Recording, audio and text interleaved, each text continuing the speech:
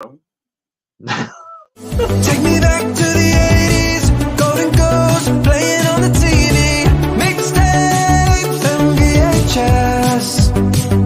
Oh, oh, oh. Take me back to the 80s, Beetlejuice, Ghostbusters and the Goonies, mixtapes and VHS. Raise the roof. Hey! Hello, everyone. Now, we've both got our neon lighting on because that was the color of the 80s. It wasn't brown, was it? No, it wasn't brown or beige at all. Oh, everyone has this weird mad thing, don't they, about 80s being neon colours, and it just wasn't. No. I can't remember anything like. Everything was grey or beige. You know what I mean? Yeah. The closer I did my bedding, I had a red bedding with different coloured lines on it. That's about as high colour as I got. Yeah, I had a similar one that was that could have been grey on one side and white on the other, and it had white and red little lines in it. But as crazy as it got with some wood chip wallpaper. You know what I mean? Yeah, I had brown wardrobe, brown desk, brown yeah, cupboard.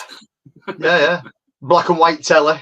You know what I mean? I wasn't even privy to a colour television till I was 16. I'm not paying a colour telly license for him. Yeah, 14-inch portable black and white. Yes, now now they're turning color films into black and white, like Fury Road and Justice League and everything, turning them back. like it's dead cool. it was rubbish. You know what I mean? Let's just say hello to everyone in the chat that's coming in. Nicholas, good evening. Hello. Ian's here. Ooh, it's starting to be on time now. That's good. Well done, Ian. Is Mark Brown? Yes, that's the yep, everything. It wasn't the Stranger Things lied. Yep. Yes. Yeah. Yeah, you just had this special green film you put over the TV, and then it made it color. So, unless you were rich enough at Christmas to have Quality Street, and then you could use the different lenses. I can always remember my grandparents. They had a larger black and white TV, and the like watching the snooker. And I can remember sitting down with my granddad once and going, "How do you know what's going on?" So, what do you mean? I said, "You're watching snooker in black and white." It's like it's that old joke, isn't it? For those watching snooker at home in black and white, the red ball is behind the pink ball. But yeah, the red's behind the pink. Genius. But back to the job at hand. A nice drink.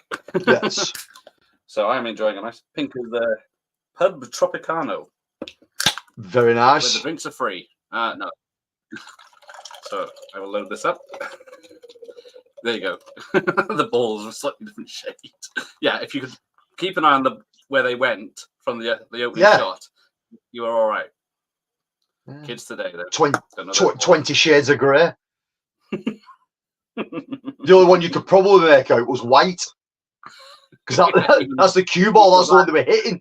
You know what I mean? It was like on the brown. Yeah. Hey, Jim. Hey, Jim. So we are doing 100 films again. We're going to do it in an hour. We're going to go. Smash it. But if anyone was here for the last time, we do have a better list this time. There's no British films. Yeah, if anyone was here from the last time round, you'll know it was 100 films where I went, I've never seen that. Don't know that one. Never heard of that. This time I've got a stack, taller than me of films, so we should be all right. Yeah. Can't say I've seen them all on this list. No, I think that, exactly. I know of them. They are films that I have come across. Yeah, I may have not seen them, but they are ones I have come across, which is a bonus. That's how, doesn't it, when you think, yeah. I've heard of it, even last time I did everything. But what's that? Fran can tell everyone off who gets off topic as much as moderator. Probably that will be me. There you go. But we'll start with an easy one. Ease it in, as we say. So it's a re-release. It's Lawrence of Arabia. Lawrence of Arabia, yeah. So Yeah. I mean, what was the original release date for Lawrence of Arabia? I mean, I can't see it in this dark yeah, neon lights. it just seemed an odd one to get a re-release in '89. It was Well, yes, I don't know. Well, yeah, the 35th anniversary was this VHS, and as usual, yeah, they don't put a copyright. Oh no, yeah, no, that's 1996. That's when the VHS came out. So yeah, yeah, I'm guessing 1966. yeah. It's a it's an amazing film. If you see it in widescreen, which this also includes the overture, so Cool. it's 2.5 hours. But yes, there we go. Yeah, off for a good start with that one. Yeah, it's one that everyone's heard of.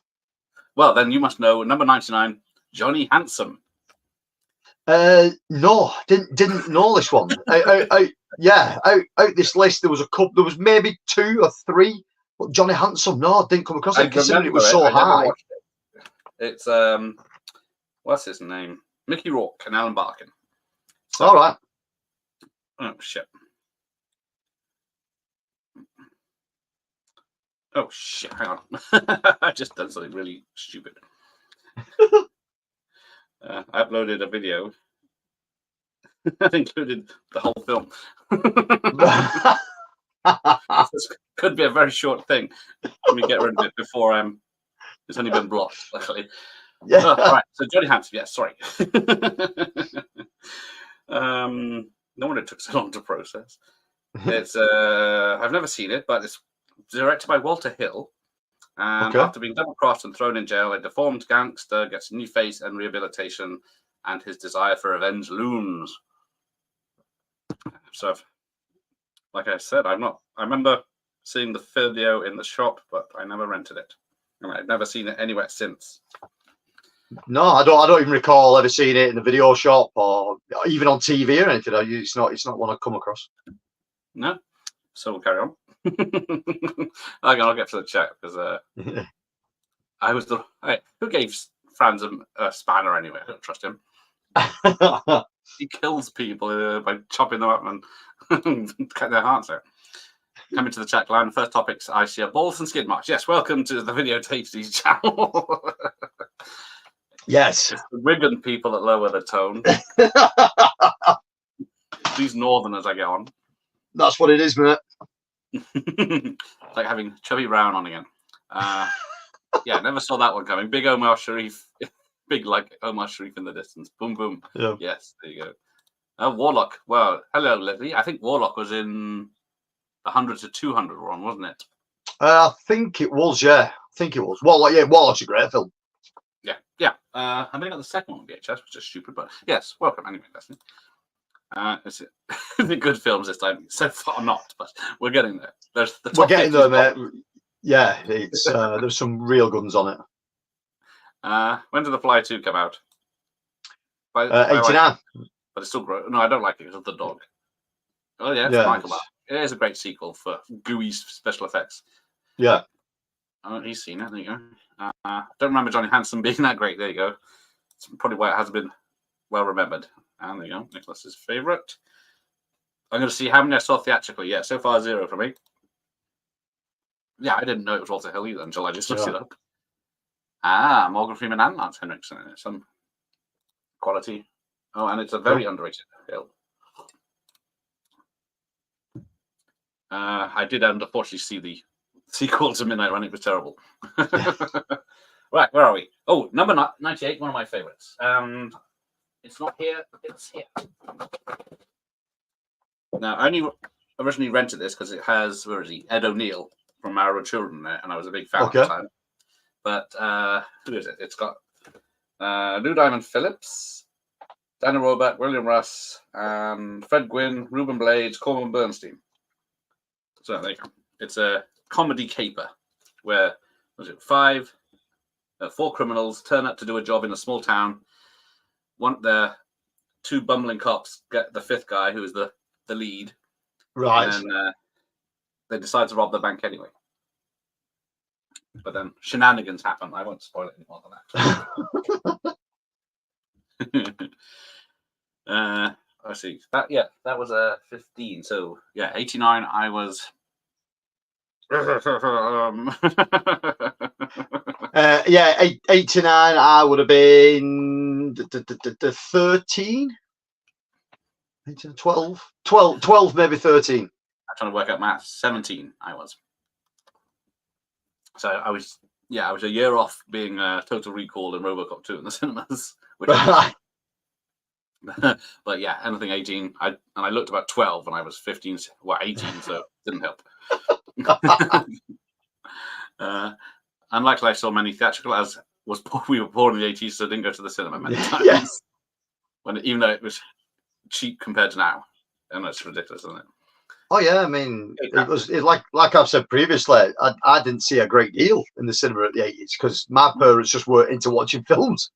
So unless I went with other people's parents, like birthdays and stuff like that, or you know what I mean, I very, very rarely that we went to the cinema as a family. Yeah. Oh, I don't think I've ever been to the cinema as a family because my mother didn't like films as much, and my dad didn't like the films I liked. Right. He would sit there. There were two cinemas. One he would drop me off and leave me there, and the other one he would sit for a bit of the film and then go out to smoke. Back at the end. I loved it, so I'm all right. Yeah. I think I had enough for chalk ice. Yeah, do you think Ed O'Neill would be rich in the cash as he was one of the most recognisable faces in the world at that time? Well, I don't think Married with Children did too well in the UK with adults anyway. No, it wasn't a big hit, was it? And then it tried to get its own UK version, if you remember right. Russ Abbott tried doing doing a version of it. It was just fucking terrible. Yeah. It was. I need to track that down. I haven't seen it since the one episode that they released or whatever it was. Yeah, it's god awful. Oh, so far 0 to 3 theatrically. Yeah, I think or at least the first 5 it is for me. Hey, who's this person? Rob Romano. Hello, Rob. How's it going, my friend? Rob's been a long time follower of my content. I don't know why. For some reason, he likes the videos I do. Well, thank you very much, Rob. I'm the same with Jim and everyone here. Yeah. Oh, I was a 22-year-old newlywed in agent. Hopefully it's nice. It's fair to say you've made up for lost time, Gareth. Thank you. Yes. I rediscovered random comedies like Almost an Angel now and suddenly realised I saw it in the cinema. Yeah, that was a massive box office dud, but it was came out Boxing Day, whatever year it came out, because everyone thought, oh, it's going to be the next big thing, and it wasn't. He'd burnt his bridges, but I think with everyone. No one wanted to see him unless he was Crocodile Dundee. But there is an Aussie. No, not as high as I thought it was, but we'll get to that. I worked in the cinema for over 10 years. I literally saw everything in the 80s theatrically for free, outside of the pay. It was a great job. Yeah, if you don't mind. Yep. If you'd have spent the money on cinema stuff, then you were quids in. Yeah, that's it, no? Yes, Married with Children was on my TV. I remember seeing it. I'm not sure it was on for a good few years. It was, I only saw, I think it was the second season to like the 6th season on ITV, and only random ones at that one. They'd show them, but they're usually Friday night about 10:30, and then Sledgehammer or something was on. Yeah. Hey, Pugwells. Yeah. Hey, Pugwell, you all right, man? I've seen clips of the Raz Abbott Matter of Sean online, but don't remember seeing it back in the day. I guess I'm lucky. Yeah, very lucky, mate. It's god awful. Michael Masters was an 8-year-old little shit in '89. Oh, same thing with Lightning Jack. That made fuck all too, yes. Yeah, I did nothing either, yeah. Right, so straight in at number 97, Enemies, a love story. Not for me. Nothing. No, it's nothing. I do remember something about this. I think it's appeared in one of my lists earlier. Hang on. Summer 1988, I think it was. Oh no, this is 89. I keep thinking we're on VHS, no, it's not what I thought it was. Ignore me, I'm stupid. Right. I've seen it. Must have seen a poster on some research I was doing. Right, Enemies. Sounds fascinating. There it is. Ron Silver. In a ghostwriter finds himself romantically involved with his current wife, a married woman, and a long vanished wife. Mm. If that makes any sense. It's got Ron Silver, Angelica Houston, and Lena Olin in. I think it's from the director of Police Academy, I think. I think it's Right. supposed to be a comedy. Let's have a look. Although, yeah, comedy, drama, romance. But yeah. Romance when he's got 3 women on the go. I wouldn't really call that romance, but Almost just one of those films that isn't that good, but it means well enough. I just can't quite dismiss it. Yeah, Paul Hogan's good in it. It's just spoilers. The guy in the wheelchair gets stabbed in a fucking artery at the end and bleeds out, and that's supposed to be a happy ending apparently because no, he hasn't seen Amy's love story. Can't see him anything but Crocodile Dundee, especially as he wore the hat in Lightning Jack. Yeah. Paul Hogan did Flipper after Lightning. No, that was crap. Yeah, that was terrible as well. Yeah, I never saw that. Luckily, I did. I don't think I might have actually saw Crocodile Dundee in Los Angeles in the cinema. Right. People forget about that film. I like Lightning Jack. There you go. Nicholas likes it. Never saw Flipper. Even Crocodile Dundee was a circus shite. Oh, I do like the first 2. The first one I really like. The first one's got a bit of charm. Right. Number 6. There's a good one. You get to see a lot of Nicole Kidman for when she hosts Weird Expanders. Yeah. But yeah, Aussie thriller with Sam Neill and Nicole Kidman as parents who've just lost their son in a car crash, so they go on a cruise to get away from it all. But then typical Billy Zane turns up. Yep. Spoils it. But from Philip Noyce, who did Clear and Present Danger, I think, and Patriot Games and a few others. I think I recall seeing that. I think I've seen it on TV. I don't think I've ever gone out of my way to watch it, but I'm sure I've seen it on TV at some point. But yeah, it's definitely one of those. That's probably why it's so down. I don't remember it getting a cinema release, but yeah. According to Wiki, Enemies is a romantic drama about Holocaust survivor. Sounds interesting. I didn't write that bit out. I didn't. Oh, didn't Hogan turn down Ghost to do Almost an Angel? I doubt it, but maybe. Yeah. Oh, that's more likely. Yeah, that is bad. Hey, Crusher. Hello, Crusher. Hello, Bob. Oh, Dead Calm was amazing. Billy Zane was such a star in it, but he never managed to top that film, really. Yeah, because what has he done? The Phantom. He was pretty good in The Phantom. Yeah, I like The Phantom. I think it's a decent film. It's one of those sort of superhero films that didn't get enough sort of hype back in the day. Considering I think it's the oldest written form of a superhero. So it started off in shorts, and then turned into a full comic book later on. But I'm sure it's the first sort of drawn, animated, written sort of comic book hero. Yeah, but I like the character. I mean, for me as well, being that kind of guy. Obviously, he's in Defenders of the Earth as well as, and he's good in Defenders of the Earth. So the character sort of popped up all over everywhere in the 80s. Yeah, I think he was in The Sun in the 3 block comics they used to have in them. Yeah, newspapers they were called. Yeah, yeah. Oh, fans forgot about Dundee in LA. So lame. Yes, gave Beverly Hills Cop 300 for its money. Yeah. Ray Jackson's here. Oh, he's in Germany. Hello. Guten Abend. I think. Yes, that's it. I was trying to think of the Rutger Hauer did a rip-off called Voyage, which I think went straight to video in this country. Yeah. I saw Phantom in VHS. I don't remember it getting a cinema release, or it was a very quick one. It did get a cinema release because I've got the original quad poster for it, so it did get a cinema release. Seemingly, the only way to own it in the UK now, HMV put it out on the Blu-ray line. Oh, nice. Yeah, I think is it Warner Brothers film? No, it's Paramount. So in the US, it would be on Paramount Presents. Okay, yeah. There you go. His career sank after Titanic. Ugh. Yeah. Doesn't deserve it. Yeah. Ooh. Billy Zane, yeah, he is amazing in Demon Knight. He's pretty good in that. He's even great in Zoolander for a quick cameo. Yeah, he That's is. the Yeah. first time I saw him bald when he'd given up. Yeah. Yeah, Almost a Giant goes for Paramount with a film released the same year, so it's not that difficult to believe. Yeah. That's true, Jim. He was good in that. Can't see Hogan getting fruity at the wheel with Demi, but I've definitely heard that rumor more than once. Oh dear, that's a different film. I slipped not. Yes, Demon Knight is great. One of those great films.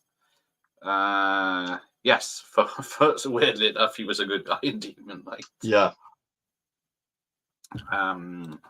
Billy Zane was also in Critters. Yes, gets does he get his fingers bitten off in the hay barn? I can't remember. Yeah. Yes, Sadness was a good guy. That's it.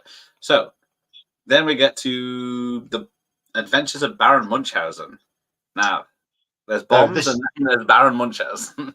Yeah, I always enjoyed this film, and I got quite excited when Criterion decided they was releasing it of a 4K scan on a Blu-ray about 18 months ago, and I went, Right. "Fuck yeah, I'll grab this." It does not hold up. It did not hold up well at all, to the point where it's very rare I sell or trade any films off, but that one went. Yeah, and I love the handmade stuff. I love what those guys do in general, whether it's acting or producing or directing. But for some reason, Munchausen just does not hold up. It's a bizarre film to start off with. It is. It's one of those films where the making of is more interesting than the actual film of. Yeah. Yeah, you know what I mean? It's it's got Robin Williams, it's got Eric Idle. Yeah. Who's like can run really fast, but it's really weird. Yeah. It's it's not good. I think I saw it about 20 or so years ago when it came out on DVD or something like that. Oh, I remember this. I saw this. Yeah, and it looks like a lot of other stuff at that particular time. So if you've seen the likes of Jabberwocky or Time Bandits, or if you've seen anything like that he produced, Eric the Viking, it's got that look. It's filmed exactly the same. It's got that nice period feel about it. But unlike those three, the story and everything just doesn't seem to hold up. Yeah, it's one of those he's been trying to make for years, wasn't it? Yeah. So fans love. So there you go. I think it's one of the. It's definitely similar to trying to be like Time Bandits. Yeah, it's definitely got that vibe. Phantom did get a UK release, but Paramount dumped it in February '97 after it bombed in the summer of '96. Typical for us. Paramount were expecting big things. Yeah. And it's not a bad film. It's seriously not a bad film. It's a pretty decent film. I was so excited about Baron when it got released, but it turned out not to be so great. Yeah, they hyped that up a lot. Yeah. Yeah, films with long, awkward titles rarely do well. Yeah, there's a few long titles coming up with their sequels. Yeah. Hello, Gregor. I remember being underwhelmed with Baron. Yeah, as a kid, I didn't know any better. But yeah, as a kid, I loved it. Yeah, Sniper is good with Zane and Tom Barrington, and there's about 8 sequels. 12 Monkeys. I used to love 12 Monkeys, but I couldn't get into it the last time I watched it, but that might have been the mood I was in. The Shawshank Redemption didn't do well because of its confusing, lengthy title. Yeah, it didn't make much sense unless you've read the books. I love Ted Gilliam, but quite honestly, his movies are hit and miss with me. The ones I've loved, I really love. The others, I don't like at all. Yeah, I'm the same. I think what's his biggest hit? The Fisher King? Oh, I don't know. I remember that being. Oh, well, no, maybe 12 Monkeys is his biggest. Both of those did very well.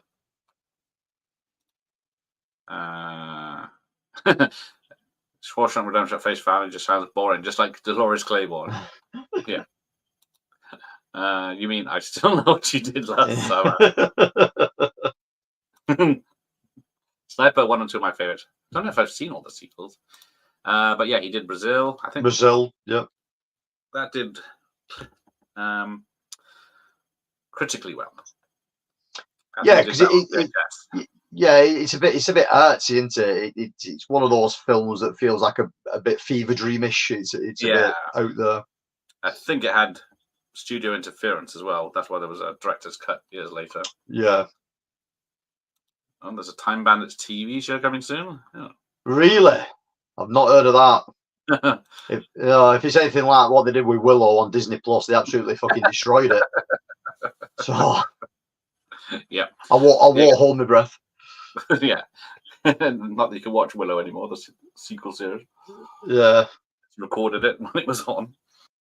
12 Monkeys Fishing were probably his 2 biggest commercial hits. Yes, there you go. Indeed, probably why they retitled Philip K. Dick stories for their movie versions. This. Right, back to 89. Dead Bang with Miami Vice. Don Johnson. Right. I didn't know this one. Yeah, this is cop thriller. Quite a serious cop thriller because it's white supremacists and bad guys, but it didn't do well because it seemed to be anything else.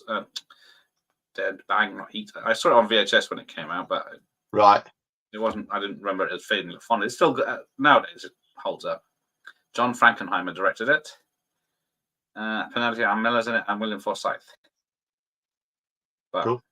It's a pretty good police thriller. Los Angeles, Jeff. Yeah. So should have done better that one. Hang on, I've seen that. I actually saw that piece of shit with John Johnson. Actually, oh, there you go. Not a fan then. Hey, Mr. Dan Horror. Exterior scenes of the Telling 12 Monkeys were filmed near him since March. Oh, that's a shame. Cool. But welcome, Mr. Dan. Rumor has it that Telegram meant to visit the set of the Time Bandits. Was meant to visit the Time Bandits TV for 2 weeks, but left after a few days because he was so disgusted with what they were doing. Yeah, that don't bode well then. Yeah. I'm guessing they probably won't have little people acting in it because they don't seem to like that anymore. Giving people jobs. Yeah. Let's just animate them.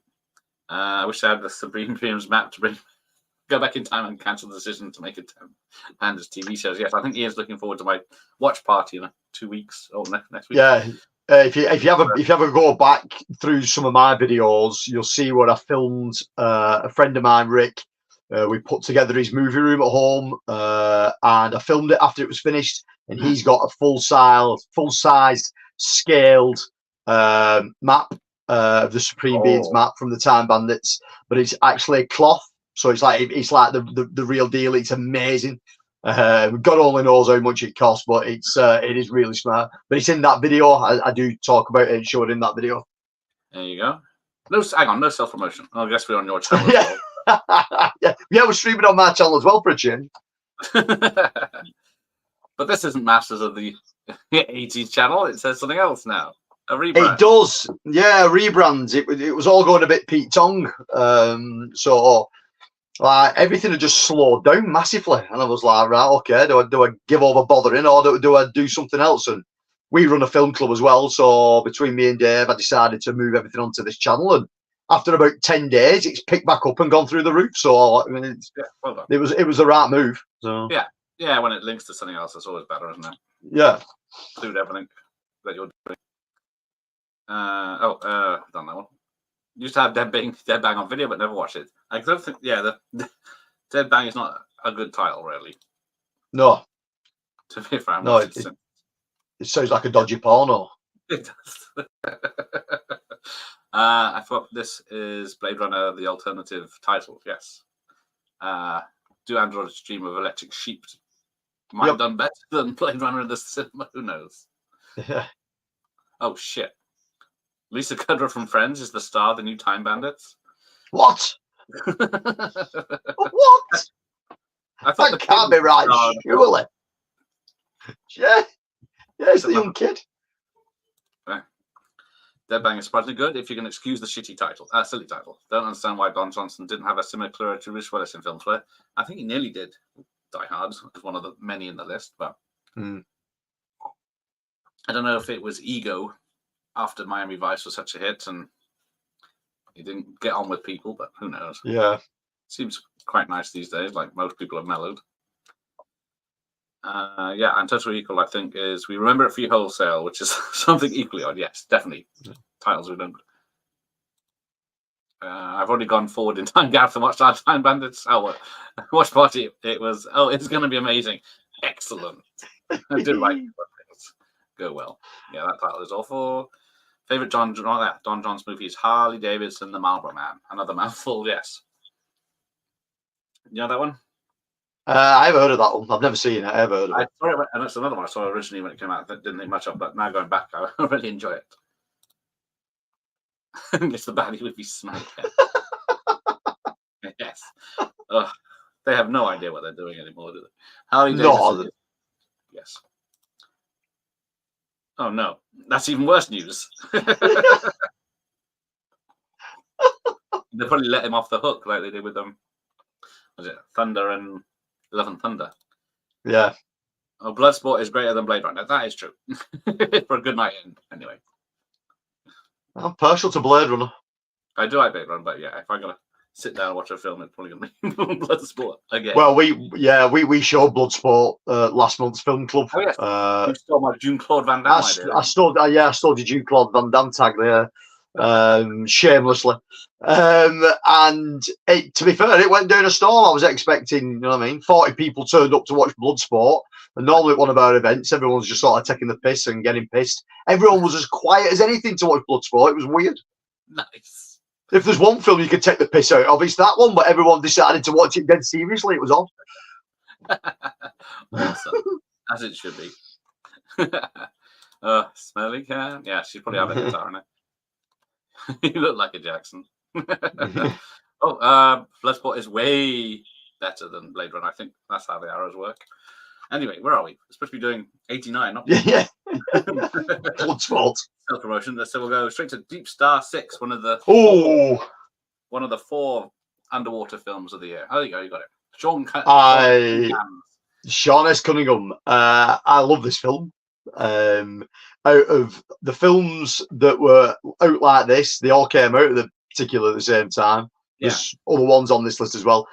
I always preferred this, and I don't know if it's because it was a bit cheap or a bit tacky or whatever, but basically it's an Alien rip-off, a proper Alien rip-off, but under the sea, with some of the worst miniature work you will ever see in your life. But for some reason, it all comes together. It all works really well. I always like the suit, the dive suit, the bell suit that they've got in this. It's really good. But it for me it works. It works better than the other ones that are on these lists. The other ones took themselves a bit too serious. And Deep Star 6 doesn't. It's like proper tongue in cheek. And it sort of really works for it. But if you like Alien, the chances are you'll like this. You know what I mean? It is a proper really good Alien knockoff. Apart from the monster seems to vary in size depending on the situation. Yeah, the scale of it varies on it. Yeah, as big as the next. It's huge. But again, this is another quad post I own. It's one of my prized possessions. It's really, really good. You know what I mean? It's a shame that it's never had a Blu-ray over here. This is a US import from Kino, but it looks good. It does look good on Blu-ray. I remember I rented it, and then I didn't like it because the guy gets chopped in half, and grossed me out. So, but I do like it now. Hang on, I've gone right down. Sorry, to keep things relevant. 89 no, that is not true. But we'll see. Cyborg will be coming up soon. Yes. Actually, Spot is better than everything. But I think Ray might be biased about biased. Yeah. I would say so. I think I've seen both versions. I've definitely seen the remake. It's not bad. Flight of the Phoenix. Skin Deep.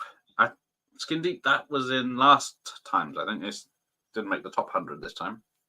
That's Blake Edwards, isn't it? With the glow in the dark condom fight. Is it not in this? Is it not in this one?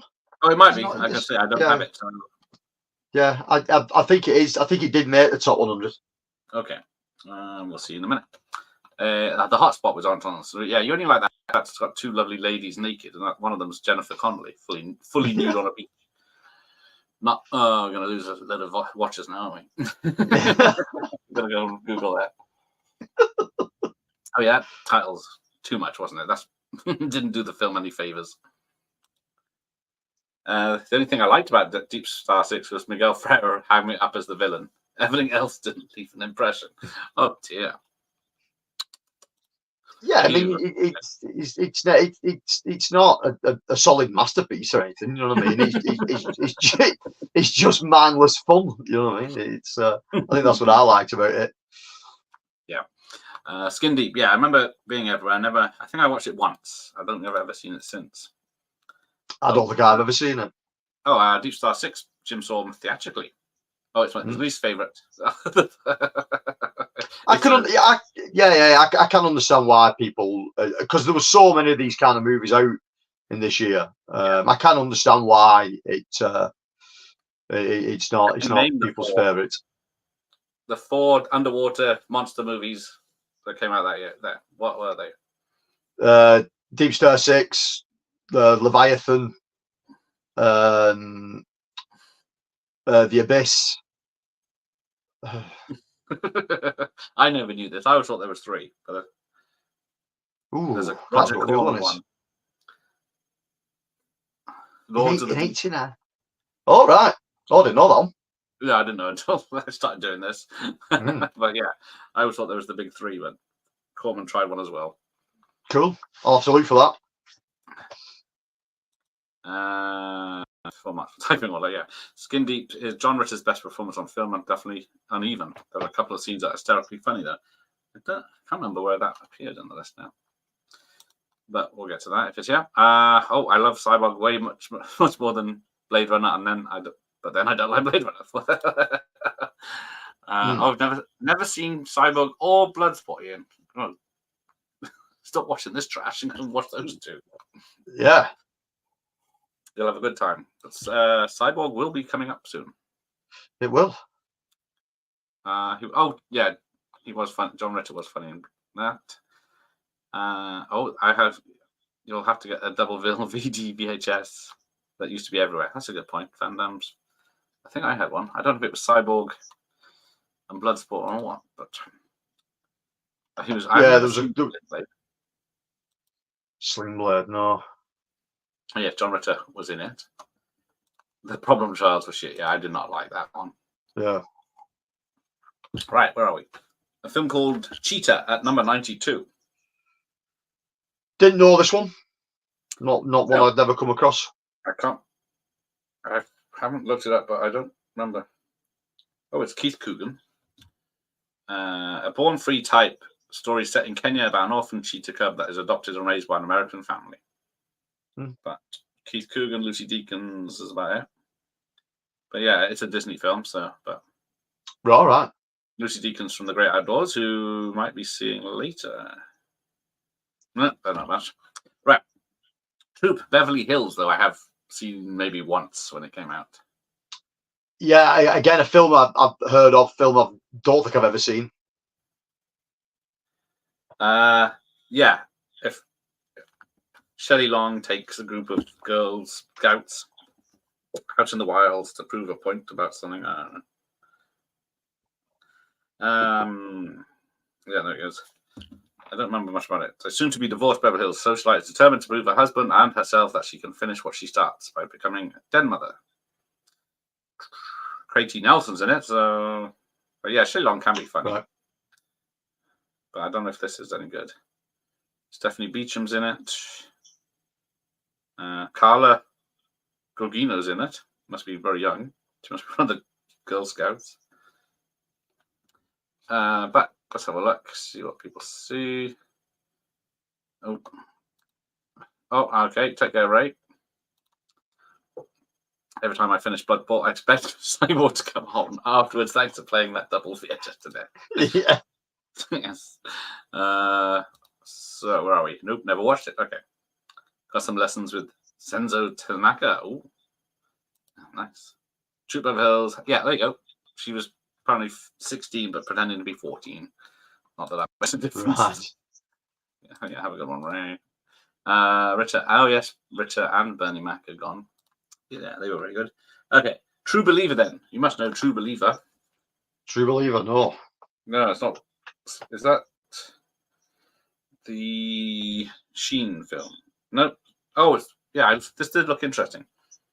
It's Robert Downey Jr. and James Wood. A cynical former civil liberties attorney, now reduced to specializing in defending drug leader, becomes transformed by an 8-year-old murder case. So it might be a whodunit legal thriller. So I don't know why I've never seen it. But No, I enjoy both those actors. Like I say, it's not one I'd come across.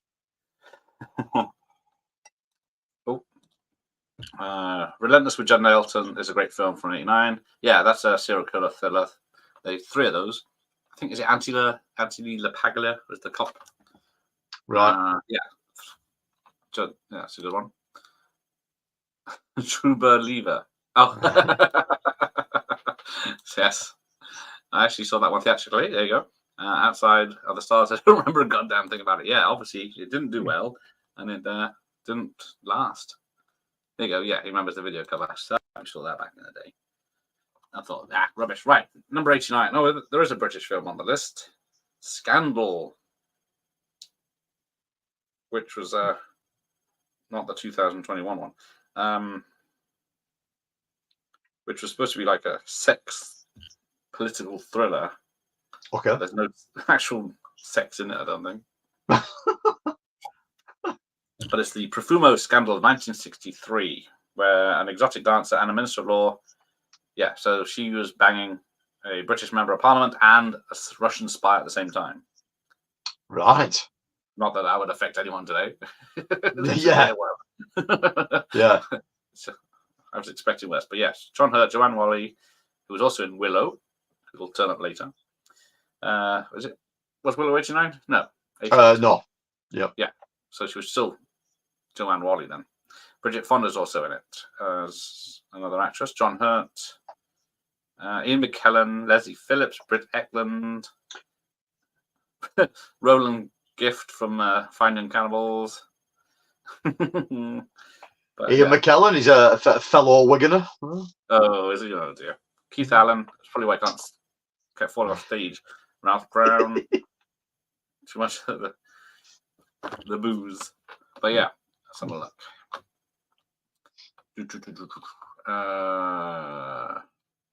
I've missed so many. That's where I left off. Right.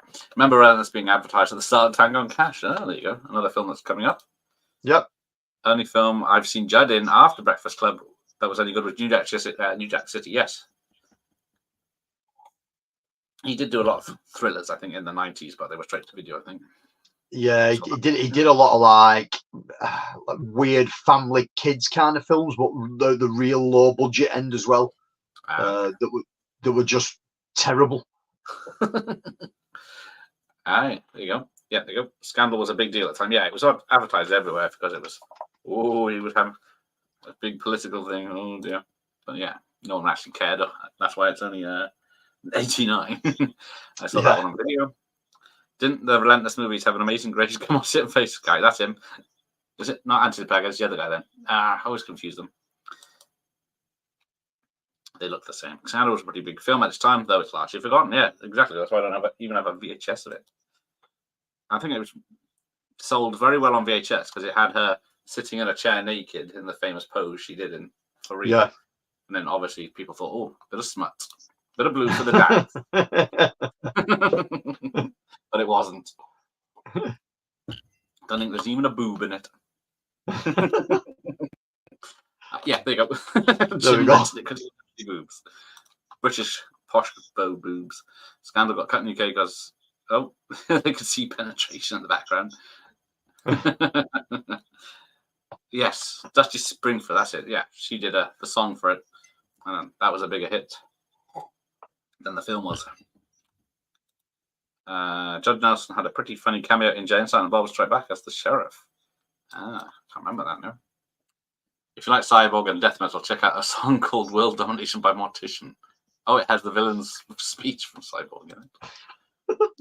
Rio Rossi, that's him. Thank you, Jim. Putting me right. Add to the pack there. That's that Innocent Blood I was thinking of. I think I'd rather watch Buster than Scandal. Yeah. That is a better film. Yeah. Forgot his name, who plays... Forgot his name. He plays the dick who cheers on the grape soda in The Accused. I've never seen The Accused. Nope. Doesn't sound like a fun film to watch. Hey, Larkbach, welcome. Yes. What a year for movies. Yes. Yeah, it's a great year. Leo Rossi seemed to play non-thug drugs and degenerates. Didn't he play a Mank in Fraser? Oh no, that was Angela Baggett. Or was that Leo Rossi? I can't remember. He was what's her name's brother from Manchester with Robbie Coltrane was the other one. Yeah, yeah. What the hell was her name? I can't think what her name was. Yeah, she was supposedly from Manchester. She sounds fuck all like me, but it's that was the Baggett. See, I confused the two. Thank you. Ian. Right, let's go. Renegade at number 88. Now, I saw this back in the day and I didn't enjoy it. No, there's a couple of films with this title, but I don't know this one. Which one was this one? This is actually, now you've said that, I'm going to double check myself this time. It's not the 1992 Lorenzo Lamas. It's the 1989 Keith Sutherland, Lou Diamond Phillips. Directed by my mate Jack Shoulder, who did The Hidden and Freddy's Dead, Freddy's Revenge. But it's got Jamie Gertz in it as well. But it's an undercover cop forms an alliance with a Native American to help him hunt down the criminals who stole an ancient Lakota tribal arms.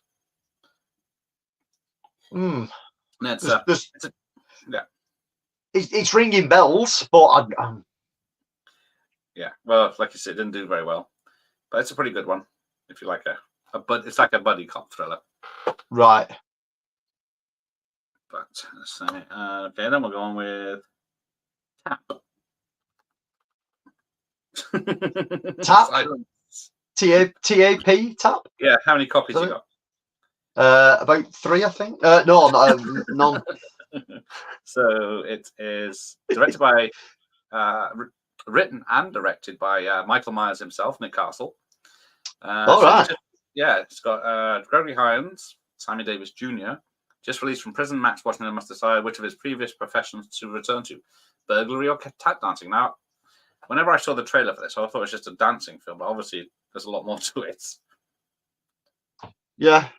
Again, I didn't know Nick Castle had done anything like that. I mean, I only know him for the Last Starfighter, I think. Yeah. Oh yes, Leo Rossi was the prick accused. Remember Renegades being advertised constantly? Yes, I think that's one I saw in the videos back in the day. I think it was an 18 over here. It's very generic, but worth a watch. Exactly, compared to stuff you're getting now, it's amazing. Oh, he was in. I was going to say, did he do any? I was thinking of Judd Nelson. Did he do any erotic thrillers in the 90s? But yeah, obviously Leo did instead. Later, I'm the same. I always saw Gregory Hines in it. That's what confused me because he's in a tap dancing pose. And you think it doesn't sound like crime thriller, does it? But yeah, I never rented it either. Okay, Criminal Law then at number 86. No. Next. You said at the beginning of this, I will rewind it. Yeah, there's far more on this list that I know. Yeah, we will get to them. I have a massive stack of films. We will get to the ones I know or the ones I like. All right, we'll do this one quick. This is Criminal Law. A Boston defense attorney gets a wealthy client off a murder and then suspects him of killing again, it's directed by Martin Campbell of was it Golden Eye and Casino Royale. Okay. And Mask of Zorro. But yeah, Gary Oldman and Kevin Bacon are in it. Oh. But does not ring a bell anywhere else. Who's the ladies in it? Tess Harper, Karen Young, Joe Don Baker's in it, so it's going to be good. There you go. Michael Myers knows. Gary Oldman, yes, that's the one. Greetings, Andy. Hello, Andy. I think that one on video was mostly because I loved Gregory Hines since Wolfen and History of the World. Yeah, History of the World Part 1, isn't it? And he's great in with Billy Crystal. Whoever that is. Yeah, the Accused is definitely worth the watch. Yes, I remember it being on BBC. I wonder if it was cut, but it's obviously not uncut. You know. Oh, Jim Saul, Criminal Law, theatrically. It must have been the first time I noticed Gary Oldman in the movie. And she thought he was American. Well, that's praise for him. Nelson's Colin Milk. Where's that come from? I haven't watched The Accused since my teens. It was worth seeing once. Friendly Scared, thank you, Jim. Martin Campbell's one of my favourite directors. Oh, hello, Sean. Never saw this one. Yeah, exactly. I thought I knew what he'd been up to, but obviously not. Welcome, Sean. So let's go on to British film again. Henry V. I haven't seen the first four. It's my usual joke. Hey. I'm here all night, which as we're only in the 80s, it might be. So we'll crack on with ignoring that one. Yeah, right. Yeah, I've never seen that. All right, 84, Cyborg. Yes. Oh, we got one. Here we go. The Damme edited Cyborg. I like this film. I've always really liked this film. Other people don't like it as much as I seem to like it. It has got some love, but like when we went to show this one last month, like people were like really on the fence about it. Like, I don't want to watch this. But I always found it again because it feels cheap, and you know what I mean. And the acting isn't brilliant in it. Again, it's right up my alley. So I've always had a bit of a soft spot for Cyborg, really. But it's a canon film. It is. Yeah, it's one of the final ones. Well, yeah, it's always been there for me. Really, it's always been up there with one of Van Damme's better films for me. Yeah, it certainly is. Cyborg. Oh dear. My first hot take of the day. I saw Cyborg theatrically. I still don't like that movie. Sorry, everyone. I know the hate. I didn't like it when I first saw it, but I've grown to love it. Yeah, loads of people don't like it. Sorry, Ramon. Welcome to. Yeah, he turned up just for the bad joke. There you go. A lot of Cyborg was shot where he lives in Wilmington, North Carolina. I love it. There you go. Well done. Yes, ironic that Brian had told over Holly the Henry V, we spent 5 seconds speaking of it and much longer discussing Cyborg, but that's show business. That's entertainment, isn't it? Yeah, Cyborg is absolutely the kind of film you have to see as a younger to appreciate it. Yeah, 100%. Good evening, Sean. Oh, Sean. Fender is great. The actor is also in Point Break. Yeah, he's back off Will Child. Seriously, yeah, that's him. And the other guy is like the Red Hot Chili Peppers guy, isn't it? Peppers, not Poppers. Yeah. Yes. Hello, Sean. Oh, 1989 was the year he was born. Oh, just a baby. Yeah. Yes, indeed. Right. We're No Angels at 83. I've only seen this once. No, I don't know this one. It's a remake of a Humphrey Bogart film. Okay. We're No Angels. It's a comedy. So who'd you cast in a comedy? But Sean Penn and Robert De Niro. Yeah. It'll be a laugh a minute. It's got a high rating on IMDb, but I've never found anyone that likes it. Two fugitives pass themselves off as priests in hope of evading capture and passing a police blockade to get into Canada. It's directed by Neil Jordan. It's got a script by David Mamet. There's everything going for it. It's got Demi Moore, Hoyt Axton, Bruno Kirby, and lots of others. But it's it wasn't well received. Right. There you go. Ramon likes it. Well, there you go. Wasn't the best film ever filmed in Wilmington at Maximum Overdrive. Maximum Overdrive, yeah. What year was that? That was... No, it was earlier 80s, wasn't it? Yeah. It's I saw that one theatrically. Horrible movie considering it's in it. Yeah, see. It's Fender is... Oh, yeah, he's in Cockboxer 2. Oh, they dubbed him in Cyborg. Yes, I remember that. Poor bastard. I remember the cover had them both praying. That's it. Jim, I live a quarter mile from Burger Scene, from the end of the last mile. Right, nice. Cool. Okay, the package. Now, I do have this one. Where is it? Oh, there it is. Gene Hackman. I don't think I've ever seen it. I keep meaning to find it.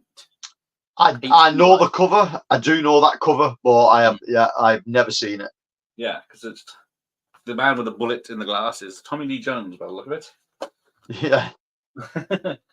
But so yeah, I don't. It seems to be an action throw. I don't know why I never saw it. I think it's the point in pack. How do you spell package? Package.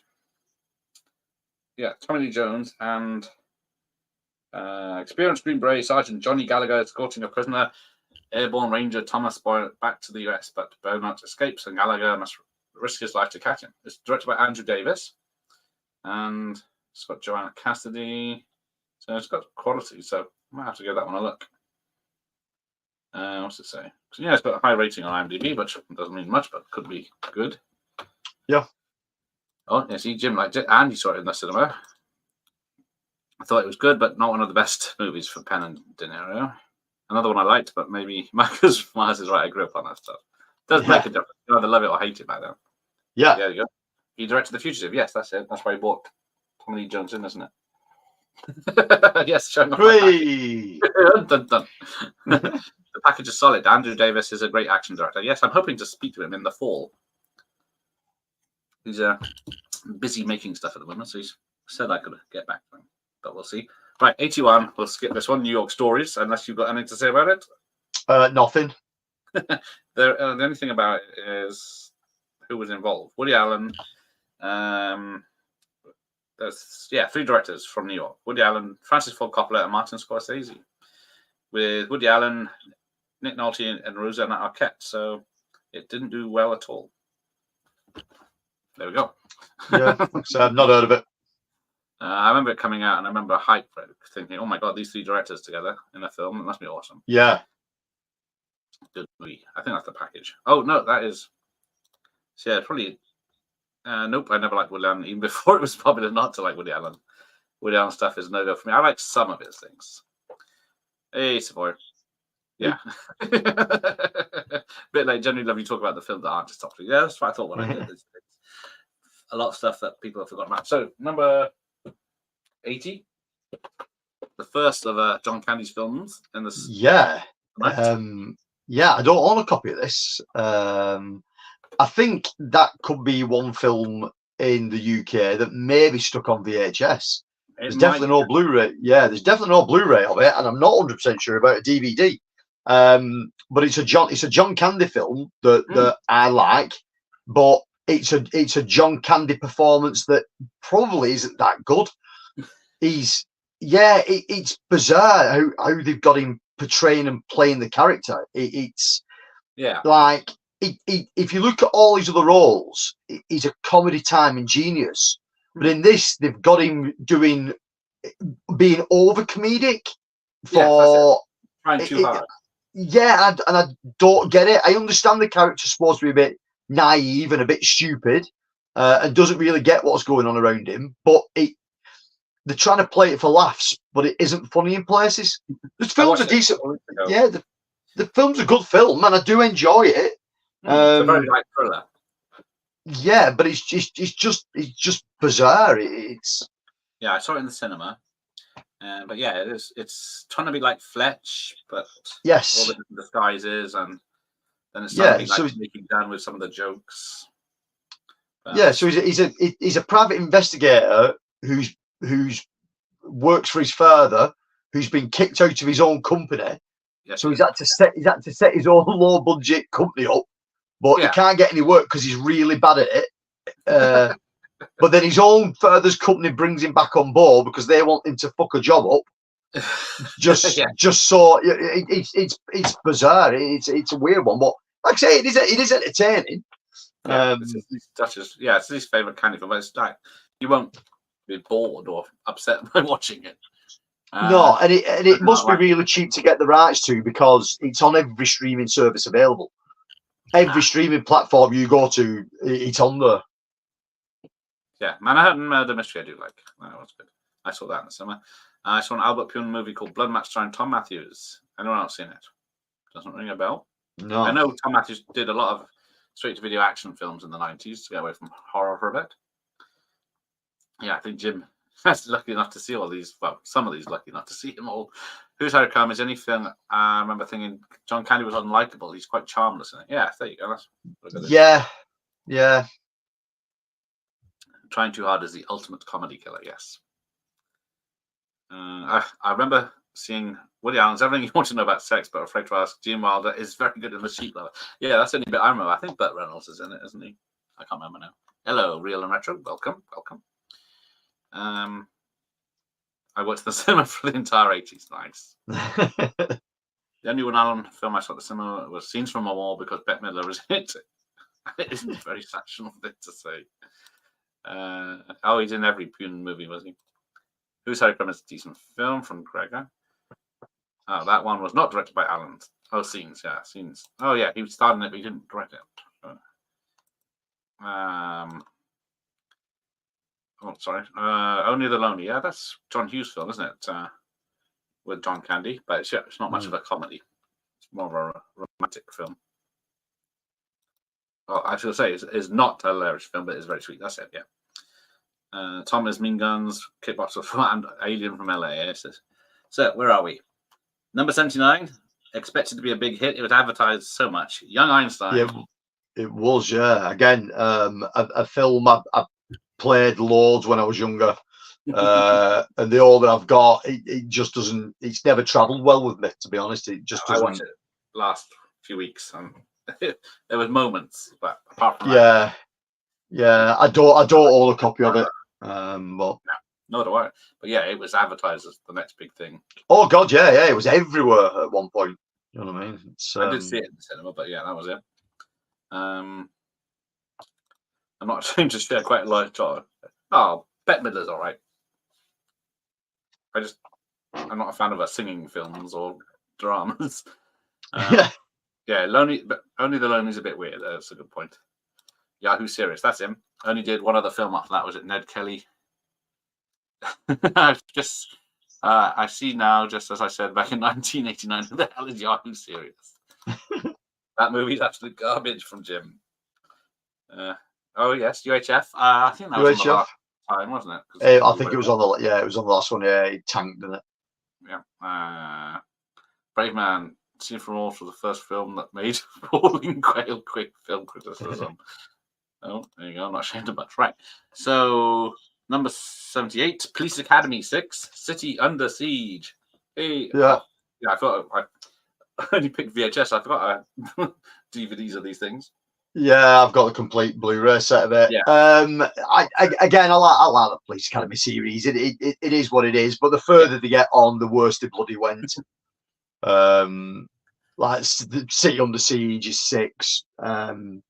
Citizens on Patrol, that wasn't much copy either. It just when the major characters started dropping out of it one by one, and then they were trying to look for new characters to bring into it, and they don't quite hit as good as the originals. They're okay. Again, there's those kind of films, aren't they? You just stick them on, disengage your brain again. You know what I mean? I think so. Yeah. I had that. Yeah, like I say, it's not terrible, but it's not a patch on the first 2, even the first 3. Yeah. The spitting, the atom scene nearly made me die the first time I saw it. Yeah, that's the first before he leaves. Yeah, the stuff when he's home is pretty good, but then when he goes to the city, it gets big bogged down in the story. So it's directed and wrote it too. Yes, there you go. He's 70 years old. Fuck now. He was a kid in that, wasn't he? Back off, you're seriously. Yes, that is it. He's being electrocuted by playing an electric guitar. He dubs a very bad version of something by Chuck. Not Chuck Norris. Chuck. Who's the? Chuck Berry, yes. Thank you. Jim gave up after number 5. Yeah, I can understand why. Stopped at 3. Yeah. Yeah, I like the bit where he flips the car versus crapola. Yeah, the original pan is going to be so fresh and insane. By the end, it was like Lisa Carry On movie. So, Yeah. oh yes, Jimmy Ham. Oh, wow. Yeah. That was good. So yeah, she might be the one I've seen the least. I may have seen Missions in Moscow. Mission to one time. Moscow. Yeah. I've only seen that once. Oh, there you go. Citizens on Patrol. I don't mind that one. Yeah, the first four. Because I've got Yeah. that's why. Yeah, I've a friend who's got a punk band called the Crash Mats. They wrote a song about citizens on patrol. It's actually a really good song, but Oh, there you go. Isn't Matt McCoy in Peace Army 6? Because he was in 5. Gutenberg replacement back. I haven't seen 6. Yeah, pass. I can't remember. Because then he gets cut in half in Deep Star 6. Yeah. I don't think it says on the back of those what the cast is. Moontrap with Walter Koenig. Yes, that was. I don't even think that was in the last month's list. I don't think it counted for some reason. Yeah, Matt McCoy sucks. Even as a kid, I thought he was useless. Saw Mission to Moscow with a group of mates and it ruined the night. Oh, I saw Moontrap in the cinema. Very cool movie. Yeah, because it's by Independence Day guy. Whoever that is. Who directed Independence Day 2012 and all of the other films? Oh, no, you're asking. I don't know. Winslow's been doing the Jimi Hendrix thing to sing Cheek and Chong's movie. And I managed to buy an extra copy of Please Come Before when I was a kid, and it was the most exciting day of my life. I got a copy of it. They've cut the picture off the sleeve, bastards. All right. Like Moontop. Oh, Cheek and Chong. Yeah, I got it. The only good thing I've seen McCoy is the hand that rocks the cradle. Yeah, just not much to do in that. There you go. Roland Emmerich. Yes, I think Moontrap was his first film. I don't know if Bruce Campbell's in Moontrap or am I thinking of something else?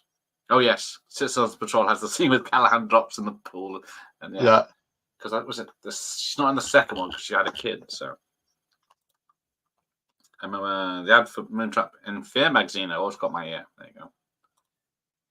Roland Emmerich did Moon 44. That's it. Thank you, Nicholas. That's a similar one. Right, where are we? So, Gross Anatomy at 77. Don't know this one. I remember seeing the video, but I thought, nope. A fisherman's son goes to medical school with a bad attitude, especially in cadaver class. I'm not sure that sells it, but it is. No. Tom Eberhardt stars Matthew Modine and Daphne Zuniga, but Tom Eberhardt is good because he did Without a Clue, which I love. Right. He did Without a Clue, Honey, I Blew Up the Kid, he wrote that, and directed Night of the Comet. And he won't reply to my emails. Oh, yes. Callahan. It's an eye-opener. Yeah, can avoid those. When are we getting a 3D version of that one? Yeah, Ghost Anatomy sounds like a Channel 5 documentary. It might have even put people off. I saw that one theatrically. Sorry if anyone's getting bored. No, we want to hear each one you see. It's nice to know someone saw these films before. Yeah. It's got a good cast, exactly. Oh, that's why I don't remember it as Gross Anatomy. It was a cut above in the UK, so it still makes no sense. Thank you, Mike Mars. She had a kid, no wonder she looked even bigger. Right, so here we go. Back to horror and another horror sequel. Halloween 5. Is it? Yeah. Mine is buried in a cupboard here, and I've got a lot of crap in front of it, so I couldn't get to it. You mean you haven't been watching it truly? Yeah. It 5's okay. You know what I mean? I suppose I don't hate it as much as everyone else, but no. I wouldn't put it on to watch unless I was watching them all. Yeah, that's the only time you're ever going to go back to that. If you're going to do a full collection run. Yeah. Because it's directed by a French director, wasn't it? And then he didn't have an understanding of the character, and then yeah, the police cop. Oh yeah, boo. Michael Myers is saying that he's in it. Hello, Mike. Yeah. Hello, Mike. Yes, the screamer from The Fly too. There you go. She's back again. I guess it won't be much hard. I saw this one theatrical, and as well can't stand it. Oh dear. But there is a headache. I really don't like any of the Halloween movies past Season of the Witch. Where's my fourth one? Hey, there it is. Signed. Oh, it's a bag of shit. Okay. I'll take. Yeah, the fourth one I do enjoy, but yeah, that's because it's just a remake of the first one, really. Yeah. But so number 75, She's Out of Control. With I've never seen this, Tony Danza. Yeah, no, I didn't know this one either. So. No, that's one. Smart and adoring teenage daughter. She goes off when she hits 15 and goes out of control. A true, hilarious true life story of a teenager's fantasy and every, yeah. Yeah, he says when an average-looking teenage girl gets a makeover, it's enough to make her father become overprotective. That's all kids needed. Did they take her? Yes. Yeah. So that what that sounds like is she's underage, and you know what I mean, and hilarity presumes apparently. Guaranteed. Yeah. Right. Okay, let's carry on. Other than the scene where he cries, I can't remember a single damn. Oh yeah, Michael Myers cries, doesn't he? When she calls him Uncle Hollyween. Hollyween. Hollyween. I did not see that one theatrically. I got a very small release in my head, but I did see it on video, and it's a piece of shit. Kind of creepy too. I guess that's She's Out of Control. Oh, Sean see it at the cinema. I need to watch it just to see what it's like. Yeah, Halloween 4 is awesome, says Michael Myers. Halloween 5 is an anthology of bad ideas.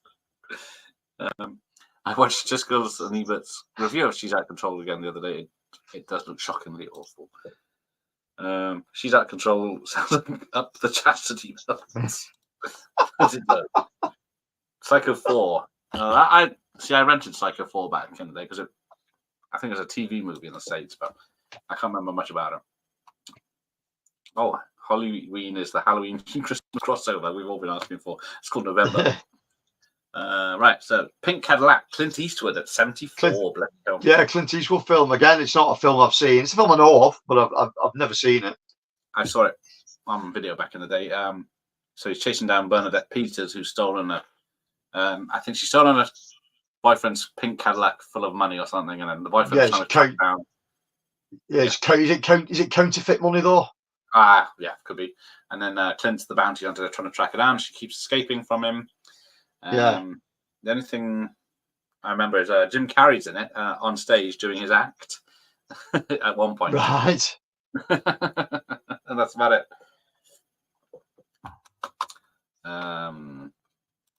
Oh, I love Clint Eastwood. I saw that one theatrically. I cannot stand the other. Oh, I can't stand that one either. Yeah, it's not a good one. But yeah, The Rookie is a lot better. I love Clint Eastwood. I saw that one theatrically. It's just repeated. Yes, I saw The Rookie as well in theatre. I actually paid for that one. Same here. I saw that in the theatre. But let's carry on then. Family Business at 73. This one's got some clout. Again, I've not heard of this one. It's Sean Connery, Dustin Hoffman, and Matthew Broderick. So it's three generations of robbers pulling a heist. Because it's directed by Cillian LeMaire, so it's got some, but it's not well received. I think I only saw it once, maybe twice back in the day. But for me, these kind of films, there was something I never really gravitated to. It was any true crime dramas, mobster kind of films. You know what I mean? It just I never went anywhere near. I suppose that probably tells you the kind of person I am. But it's so humorous, but I think it played too much straight. Right, but yeah, Pink Cadillac I think was Clint's only UK straight-to-video release. So yeah, I'm not surprised. All right. Yes, that's it. The talk show with Norman Bates. I feel like Pink is very Clint Eastwood's colour. I'm surprised he approved it. Oh, isn't it Clint Eastwood colour? Yes, he's just going through a change. Family Business is a great movie. There you go. She was Elizabeth Hutty, though, who can play. Oh, yeah, Elizabeth Hutty was Norman Bates' mum in Psycho 4. That was it. Family Business is good fun. I think I saw that one. Obviously, very memorable. I have to take a piss. Oh, we'll wait for you to come back, Jim. Pink Cadillac has a cinema rating as a 12 out of 15 on video. Maybe it was a limited release. Okay. It's a light-hearted film, more of a comedy drama. Yeah, they're all in good form. Yeah, I seem to remember the three of them being very well chemistry-wise, but I don't recognize Imposter. Right. Then we get to... Oh, I got this one. I went to see this one. Great Balls of Fire. Even though she's playing a 15-year-old cousin. Yeah. Yeah, the story of Jerry Lee Lewis. Yeah. Yeah, very interesting. Banned from the UK. I think he got kicked out of the country. Dennis Quaid. It's a shit poster, though.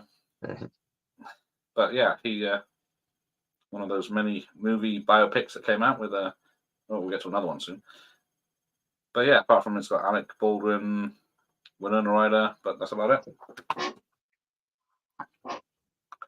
it. Hey, Movie Mad. How? Welcome. Hey, move up.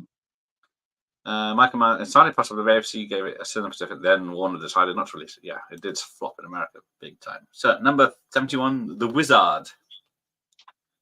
Now, which one is that? Is that one? The Nintendo one? Yep, that one. Again, this was a big deal, I think, when it came out. It was, they spent some serious money on it. They got Fred Savage in it. Yeah. You know what I mean? Who was a bit of a big deal at the time. Yeah.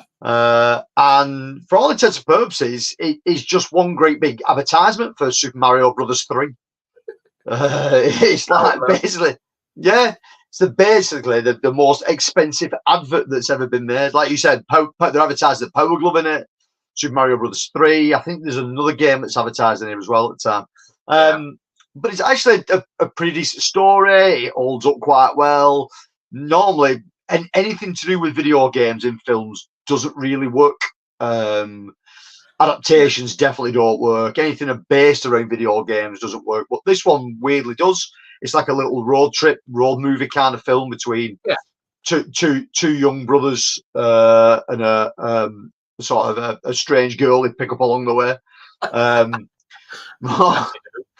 Yeah, as you do. And then they sort of like tag along with another group of teenagers that this guy's a bit of a gaming whiz kid, and he's the one who gets the Power Glove first. And I think, I mean, reading into it now, as you sort of look at it now, is Fred Savage's brother in it. Right. He's obviously got some form of like ADHD, but really the film doesn't go into that. It just classes him as being special. But obviously, this film of when it was, but he's definitely autistic in some way, or ADHD, or something like that, because he's absolutely amazing at all kinds of video games. But it works. It's a decent, fun little film. You know what I mean? It's got a little bit of heart to it, and that it's cool. Yeah, I always liked it. Yeah, if you thought Macamee was heavy on McDonald's advertising, then you haven't seen. Yeah, then you haven't seen The Wizard because it's Nintendo centric. Great Balls of Fire was decent. Yeah, it was a decent biopic. It's got some good music. Okay, yeah, I don't think you've missed much, Jim. This was Year of the Dog. So yes, K9 and Turner Hoot will be turning up. But I think the latter did better at the box office. I haven't checked. Yes, it did. Spoilers. There you go. Does The Wizard have a UK Blu-ray? Is that what you got? It doesn't know. That's a Shout Factory release that came in from the US. I used to love The Wizard. I can't bring myself to watch it nowadays. I think it still holds up. If you it does. It does still hold up. Like I say, it's quite heartfelt. It's quite light-hearted as well as it's a decent watch. I'm talking about The Wizard. Oh, piece of shit. Oh dear. Oh no. Pixels was good. Yeah, I did enjoy Pixels. I know it's good. A fucking cringe fest. I just awful. One though. Tron and Last Starfighter were good. Yes, video games. Yeah, that's how you. Yeah, because they were made up video games for the film, weren't they? It wasn't. Yeah. Stop clicking. We did right. Hooch did better, but K9 did okay. Yeah, it's definitely up in the list. Yeah, I watched K9 one the day. It's more fun. Don't remember being Pink Elect being that much fun for a comedy, but yeah, you are right. It isn't. It's like, oh, Great Balls of Fire was a 15 back in the day. Yeah, it's 15 on my VHS, but I don't know if they've changed it since because of the cousinish. Yeah, they weren't kids playing the games throughout. I know it isn't actually. Yeah, there you go. I wanted a German Shepherd dog after watching K9. Yes, there you go. Another big slobbery one. I generally love K9000, about a talking dog written by the guy who wrote Die Hard and directed Street Fighter. Yes. Good old. I forget his name now. Stephen E. D'Souza, wasn't it? Okay. Dark Crystal, I'm not a fan of that. I know he likes it. Yep. See, I love it. But I'm Henson obsessed, so Henson obsessed. Yeah, Master Knife Fighter were incredible for their CGI at the time. There you go. Jim saw it as a 14-year-old. Nice. K9 is so good. The dog have good chemistry. That is true. I'm not sure if it's the same dog in all 3 films. I wanted to watch 5 after watching The Omen. As you would. Yes. Generally has more charisma than Hooch. They often used to play the Tron game in the arcade. I think it came out after the movie. Yeah, I think so. It did, yeah. The light disc one. Oh dear. Every single film I've seen. Yeah. A big flop everyone's seen. I wonder if anyone wanted to St. Bernard after watching Cujo. I do like Dark Crystal. Right. Where are we? Better crack on here. We'll ignore the shit ones. Like Friday the 13th. Part 8. Is awesome. Yes. Brilliant. One of the best looking Jasons as well. I think the whole look of this Jason is brilliant. The wet, gooey, jelly, oozy look of him. You know what I mean? The story just fucking stupid though. It doesn't make any bloody sense. You know what I mean? It's but no, I do like it. Again, I'm a whore for the Friday the 13th franchise anyway. But it's not the best within the franchise, but it's certainly fun enough to keep revisiting. Yeah, I think it's the one I rented the most because it was out at the time I was starting to get into the Jason film, so it was the only one or two available. Yeah. But like I said, just the overall look of Jason, this one is probably my favourite sort of incarnation of him. Yeah. So we got Jim saying if they had a quarter she put in an Tron arcade game, he would probably buy a fucking house. Yes. Yeah. I'm the same with many arcades, the T2 one. Jim Belushi has always had German Shepherds since he did K9. Tron arcade game, yeah, I thought so. Bloody love Jason Takes Manhattan. I heard some of that. Hang on, Michael Myers loves Jason Takes Manhattan. I heard some of that Jerry Lee was a working police dog and got shot in a drug bust a couple of years after the film. That might be bollocks, though. I hope not. Jason Takes Manhattan is flipping amazing. I don't care what anyone says. Exactly. Yep. A lot of love for Jason. That's what we want. Yep. I think that's right. It's the Tron one and the Discs one. Yes, I remember the Discs one more. Yep. Yeah. I hated Jason Tron Man, and I thought it was the worst Friday. And then I saw Jason. The hell with you. Love the opening song, Darkest Side of the Night. There you go. Yep. The Disc of Tron game that was in my local arcade actually stepped in and the screen kind of surrounded you. It was awesome. That was awesome. Ooh, you must have had a posh arcade near you then. Yeah, I still want these sextant because of the Friday Part 8. Yes. I want to see where I am in the which direction, mate? Me loving Jason movies. I understand the conflict of interest, indeed. So let's go to 69. Kickboxer. There we go. It's with the director. Are you having it signed? Hopefully. Nice. Yeah, Kickboxer. It's what can you say about it? I watched it shitloads. I watched it probably. You know what I mean? I'm probably too young to watch it when it first came out. Unlike a lot of Van Damme films, this felt more like a classic martial arts film than a lot of the other stuff that he did. Yeah. Which I liked. I liked it for. It just felt just that little bit more. I don't know the way it's shot or the way the action is in it. You know what I mean? Yeah. What you sort of got with a lot of the latter stuff. I know it happens in this as well, but like the same kick or the same punch being filmed from 47 different angles. Yeah, it just played over and over and over from every single. But this just felt more like a straight up martial arts film, which that's what I really liked about it.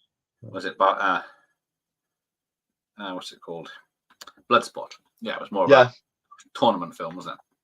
Yeah, and like I say, Bloodsport, it's one of, I think it's everybody's favourite, but it's also on the real cheesy side of things as well. As you know what I mean, as a Kumite goes, or as a fighting champion, as a fighting championship goes, it's just not believable. It's so slow. Like the kicks and the punches by every fighter are just telegraphed. You know what I mean? Oh yes, when Jason, the one scene filmed in New York, when Jason and the gangs in Times Square, that's a good one. Yeah. Don't get people who put Jason 8 at the bottom of the series that include Jason X and the remake. I love Jason X. Get off. Yeah, I'm partial to Jason X as well. Even the remake, the 2009 remake, I can watch as well. I don't think it's as bad as people make out. No, it's just the characters, isn't it? Yeah, but there's bits in it that are phenomenally good. You see tits in it. Yeah, some of the kills, like the kill where he's on fire and then he grabs the machete and the machete lights on fire as well. That's fucking brilliant. Kickboxer solid, but I didn't see it theatrically. It got a very limited release here in the States at the time in my area. Yes, I think it definitely did it globally. The goddamn accent. Yeah. Jason A is a bigger disappointment. It should be incredible with a title like that, and it isn't. Jason X is horrible, but it knows it's horrible because that is it knows it's crap. You know what I mean? That's the good thing about it. Oh, kick the tree, yes. Kick the tree. How do I convince so many directors to sign my VHS sleeves? I ask very nicely. The same way I get them on the channel, and they're very happy. They say they had a good time. So then I can get in there and say, sign this for me, please. Yeah. Well, I have to pay the postage back and forward, so that helps. Jason Goes to Hell is the worst. See, I used to like, it's the only film we had in the 90s, so it's the one I watched the most. Because it's the only one I ever saw. Well, it was the first one I ever saw at the cinema. So I've got a bit of a love for it. It's terrible, but it's. Hang on, it's right there. I can get this one. There we go. Yeah. The metal. Yeah, I've got a video shop poster of that one. Oh, nice. All the Jason films I watch, but it's hard to watch a part 12 of something and then go, that's naff. Yeah, it's as far as a franchise goes, you know what I mean? It's probably the better franchise because everything in there is probably of the same kind of standard. You know what I mean? It's. But good evening. Kickboxer 2. Don't think I've ever seen it. I don't think I've ever seen any of the other Kickboxer films. Yeah, there's 2, 3, 4, isn't there? 5 maybe? Or yes. There's about 5 Kickboxers, 5 Bloodsports, 3 No Retreat, No Surrenders, and Jason Goes Bananas. He does in every film. Jason takes an old junk ship on a cruise ship. Yeah. Doesn't quite have the same ring to it. King of the Kickboxer is very similar to, I only saw that for the first time this year and I love it. But it is a rip-off of Bloodsport and Kickboxer put together. The remake kicks ass, even though I don't like, the underground base is a bit shoddy, but yes. Yeah, it is odd. Yeah. I saw every Van Damme movie in the cinema during that time. I'm not the biggest Kickboxer fan, though. Yeah. Nice. Never mind. That's good. As at my channel, describe Friday the 13th takes a boat ride and Friday the 3rd, Jason takes Vancouver. That's true. Except to me, living out in Wales, I didn't know that wasn't New York. I see. King of the Kickboxers is a total rip-off, but it's still awesome. That is true. King of the Kick. It's come up twice. Grow the Row. Hey, wow, guys. Does anyone ever complain about Full Metal Jacket was filmed in the UK? Well, yes, indeed. I never understood why Kane Hodder wasn't in Freddy vs. Jason, but after his autobiography, and now I understand he's mad. Yes, it's a sore point. Don't mention it. Right, number 68. My Left Foot with Daniel Day-Lewis. Yeah, a film I've seen a couple of times. I don't own a copy of it, but it's. I remember it being quite the, especially in the UK, it being quite the big deal when it came out. Yes. Oscar nominations and everything. Yeah, I mean, they marketed the hell out of it. But apart from that, then we get 67 She-Devil, which was it a British TV show first? I can't remember now. I don't know this one. Okay. Because I think it's Meryl Streep's first, maybe non-serious film, but yeah, Rosenbar is the she. A surprisingly resourceful housewife vows revenge on her husband when he begins an affair with a wealthy romance novelist. But yeah, I never seen it. I remember seeing it advertised loads and didn't fancy it. Yeah, I was never a Roseanne fan anyway. No, I can't say as I was really, but have you ever seen the newer Roseanne TV series without Roseanne? Basically, it's called The Connors. Yeah. And it's actually a better show without her being in it. Yeah, I can believe that. She-Devil is a piece of shit. There you go. Thanks, Jim. Bloodsport in 4K is a great watch, by the way. Thank you, Crusher. But it looks it is Crusher, and I went to look at it to pick it up. It's only available on MediaBook as well as the release that came out was done by a really good company. But for £42, I am not paying 42 quid for a 4K disc of anything. So that is just daylight robbery. Just be patient. Did not see that film theatrically. I went to. I thought it was boring. I watched it again years later and I still don't like it. But Daniel Day-Lewis is incredible. Yes, he's brilliant in it. Yeah. Kickboxer 2 is not bad. As the Kickboxer sequels are a lot better than the Bloodsport ones. There you go. Is Friday 13th, 2019. Jason has gone underground tunnels and he runs up and down. What a load of crap. She-Devil's a bit of shit. That's all right. Can't stand Roseanne Barr. Yeah, she's never been that popular in the UK. Hated it, but then I hate most remakes. She-Devil is dumbed down version of the BBC miniseries. There you go. I thought I was. I didn't know that. The Vietnam scenes, were filmed near Ian's house where I grew up. I went to school, so I used to tell people I was in Damme. It's just the Docklands, wasn't it, before they built it up?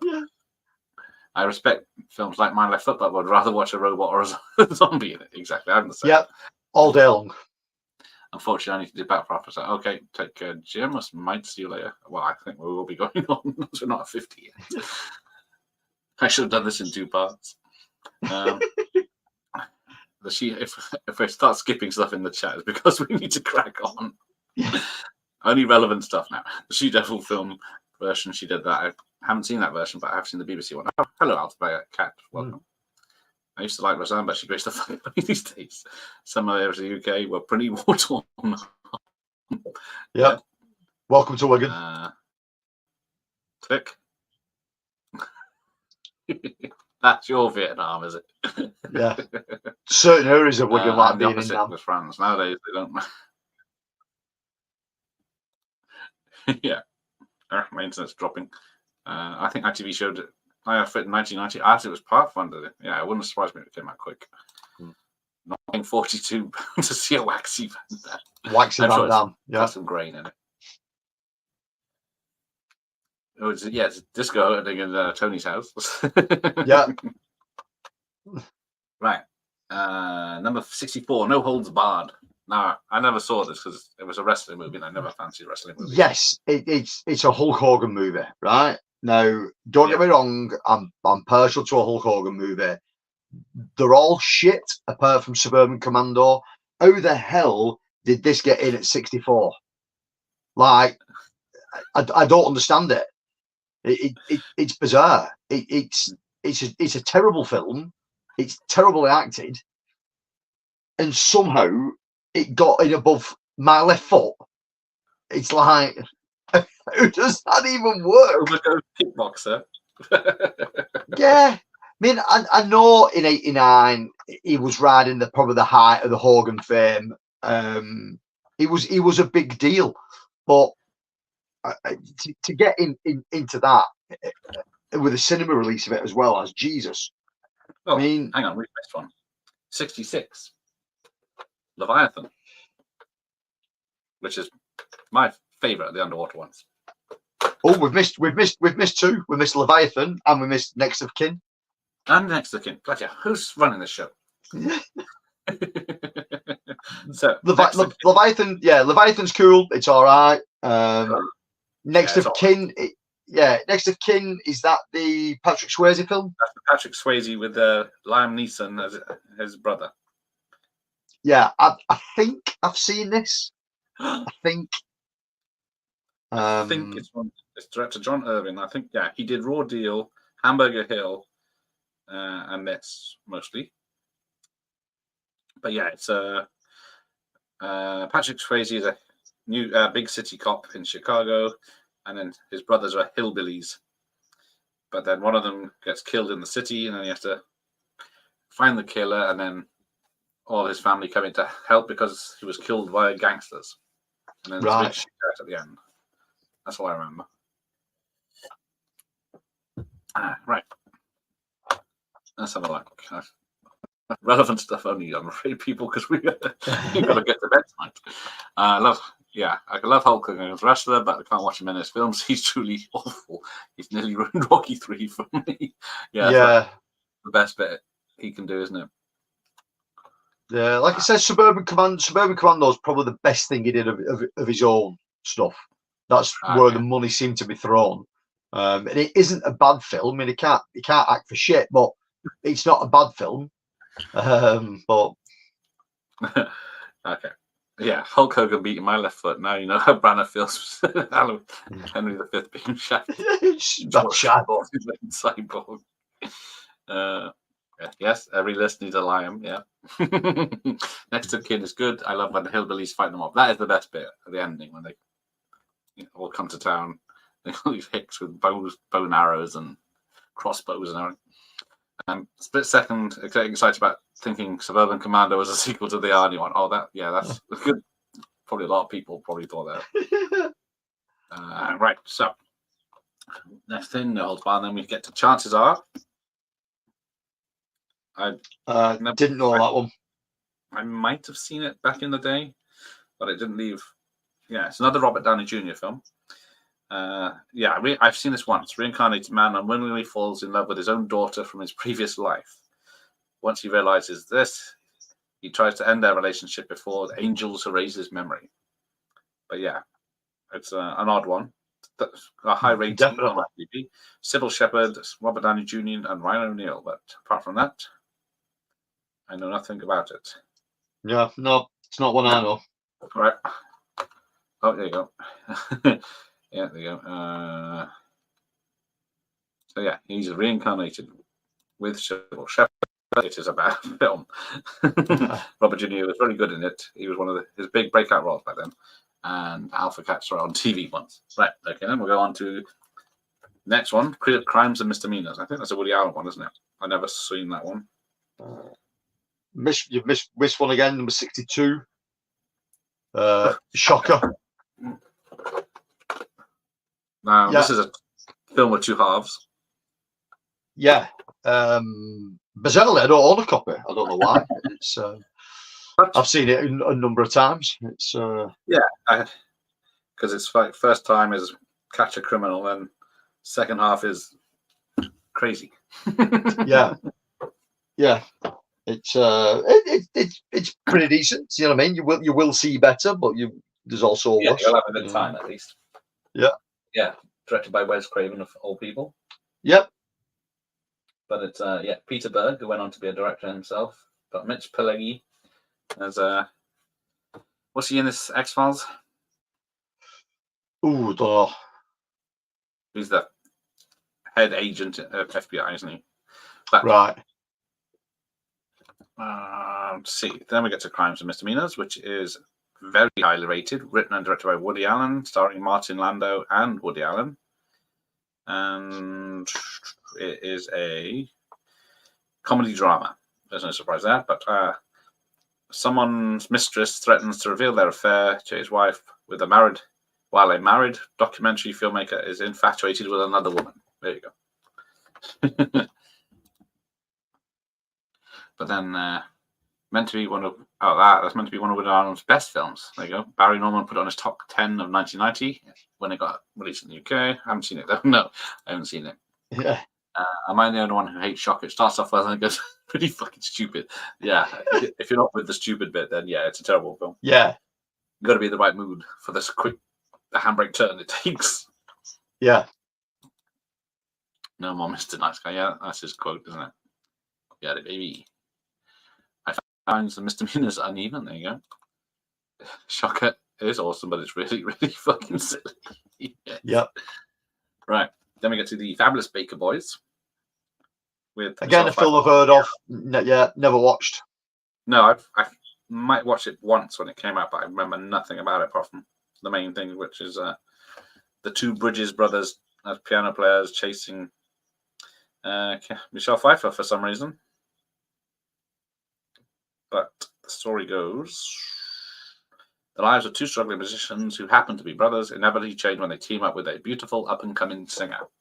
There you go. That's pretty much it. Very highly rated. But Prancer, on the other hand, at 59. How many copies you got that? Must be a 4K.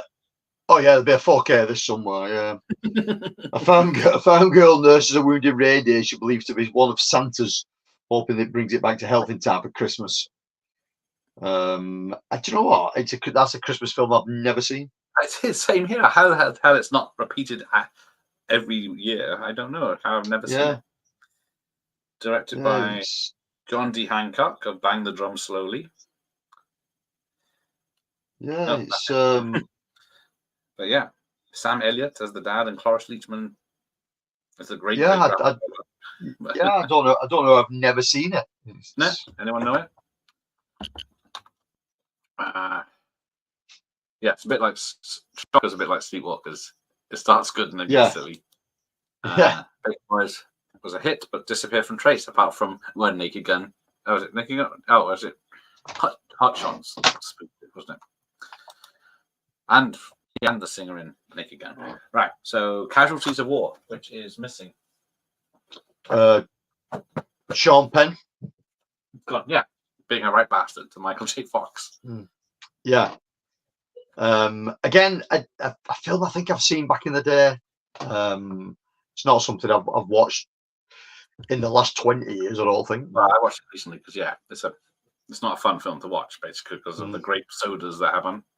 But it's a very serious film with Michael J. Fox, directed by Brian Palmer. But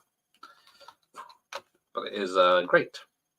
Yeah, it's probably, I don't know if it's better than Platoon or not, but it's not as good as Hamburger Hill. Right. But yeah, spoilers, Michael Myers. Yes, Roadhouse, of course, is number one film of 89. Yes, Michael J. Fox, because this is the same year as another big film. We'll have it higher up in the charts. Yeah, Wars is a masterpiece of Brian. Yeah, it is. It's a feel good go-to movie. That I can believe. Yeah, they hated each other on set. I don't know if it's on purpose that Sean Penn did that because they hate each other in the film, and then he's a method actor. Yeah. Blowout, yeah, that Blowout's a good movie. You chose the wrong guy for this. He doesn't. He said he did. He told me. He said right at the beginning. I know this lot. We have this discussion every time Gareth brings me on here, unless it's cheese, tripe, low budget, or B movie from the 80s. I'm pretty much struggling. Give me any highbrow stuff. I have no idea what it is. Yeah. Any stuff I've usually seen once, don't remember much about it, but I do sort of remember number 57, Her Alibi, the first of two Tom Selleck films of 89. Directed by Who doesn't like a bit of Selleck?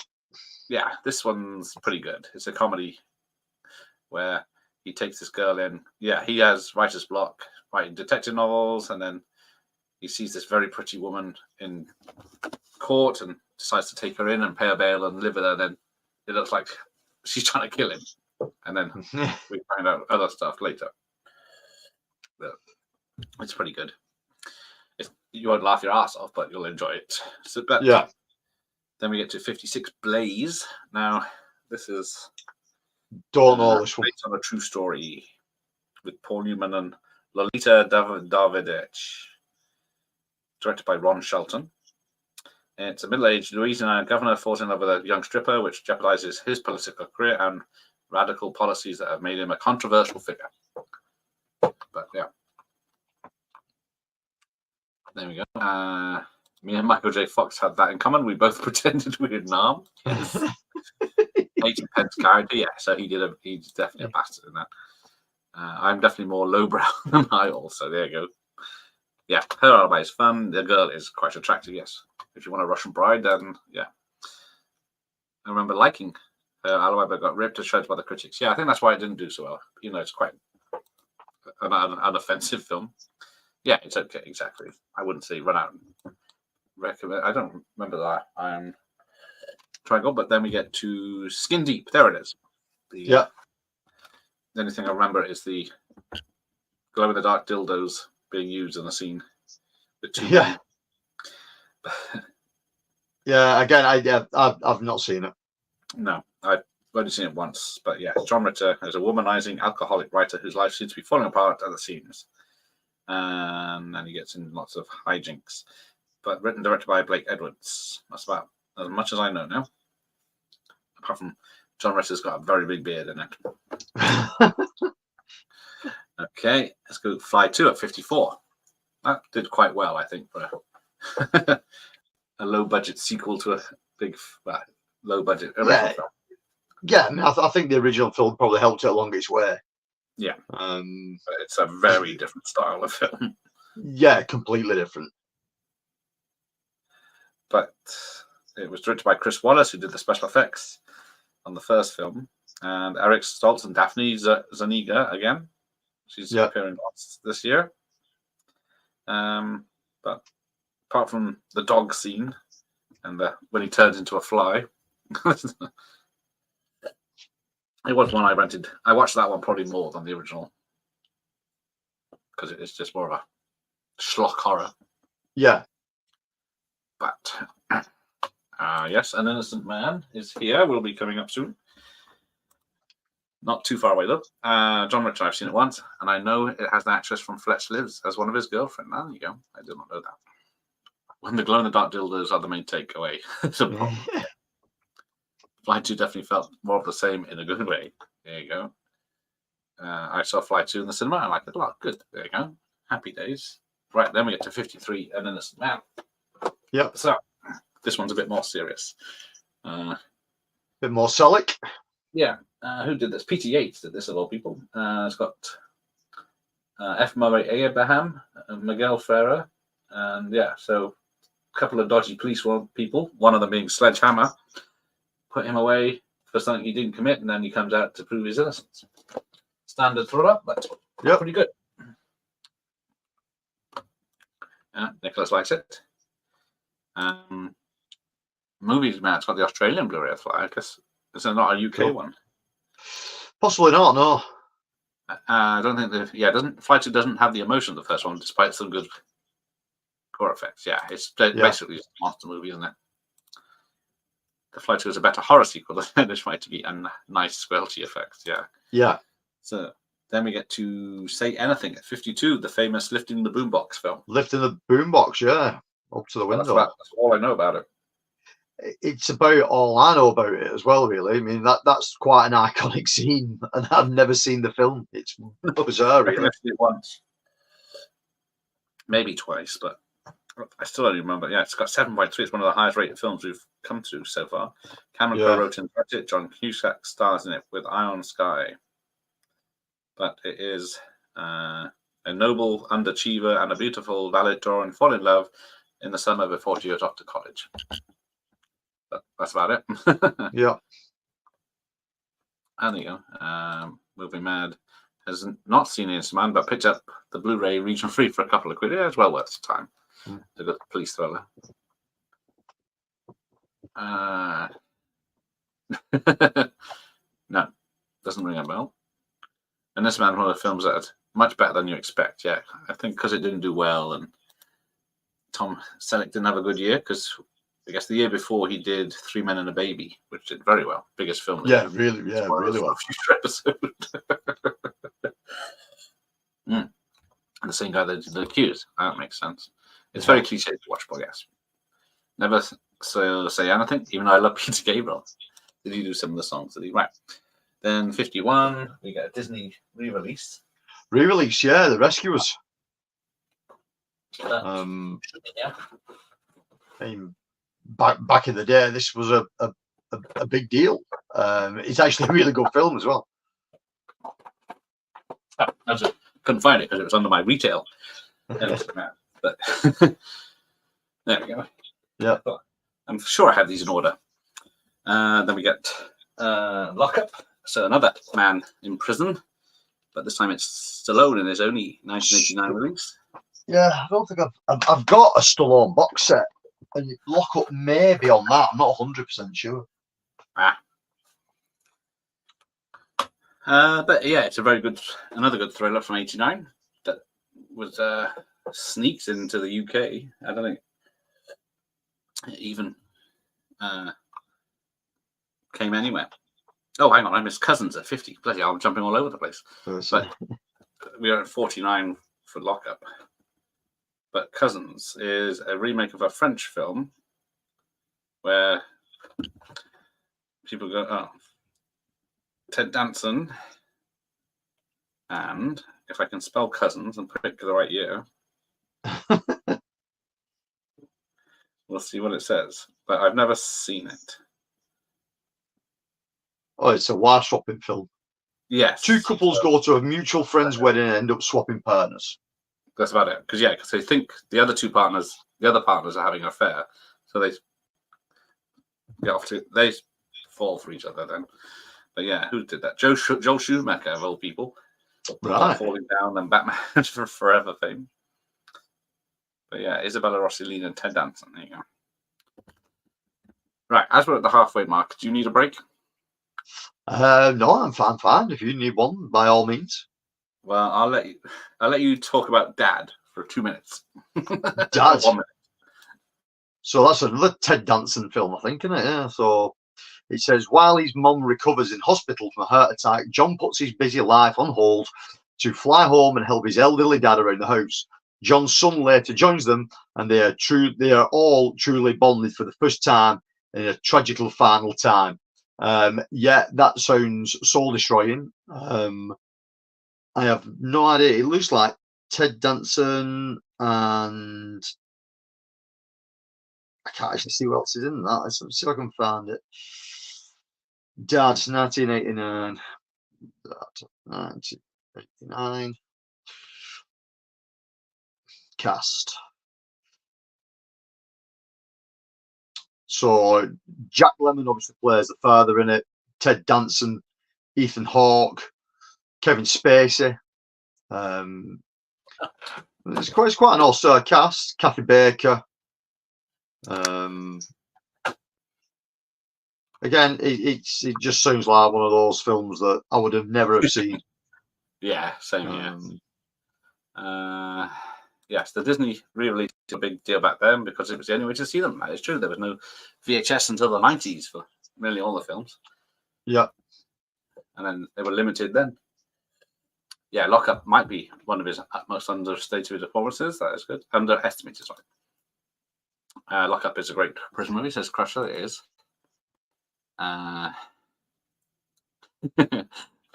Female lady. Yes. Lockup is pretty decent with Stallone and Kurt Russell and Terry Hatcher. But yes, that's coming up. Yeah, that's from Stallone film. Yeah, the late, great Donald Sutherland. I was thinking of Tango and Cash. Yes, that's coming up. Dad was pretty nice with Jack Lemmon. Yeah, I can imagine it's probably a nice film. It's just dramas aren't my thing. There was sentimental stuff, but not mine.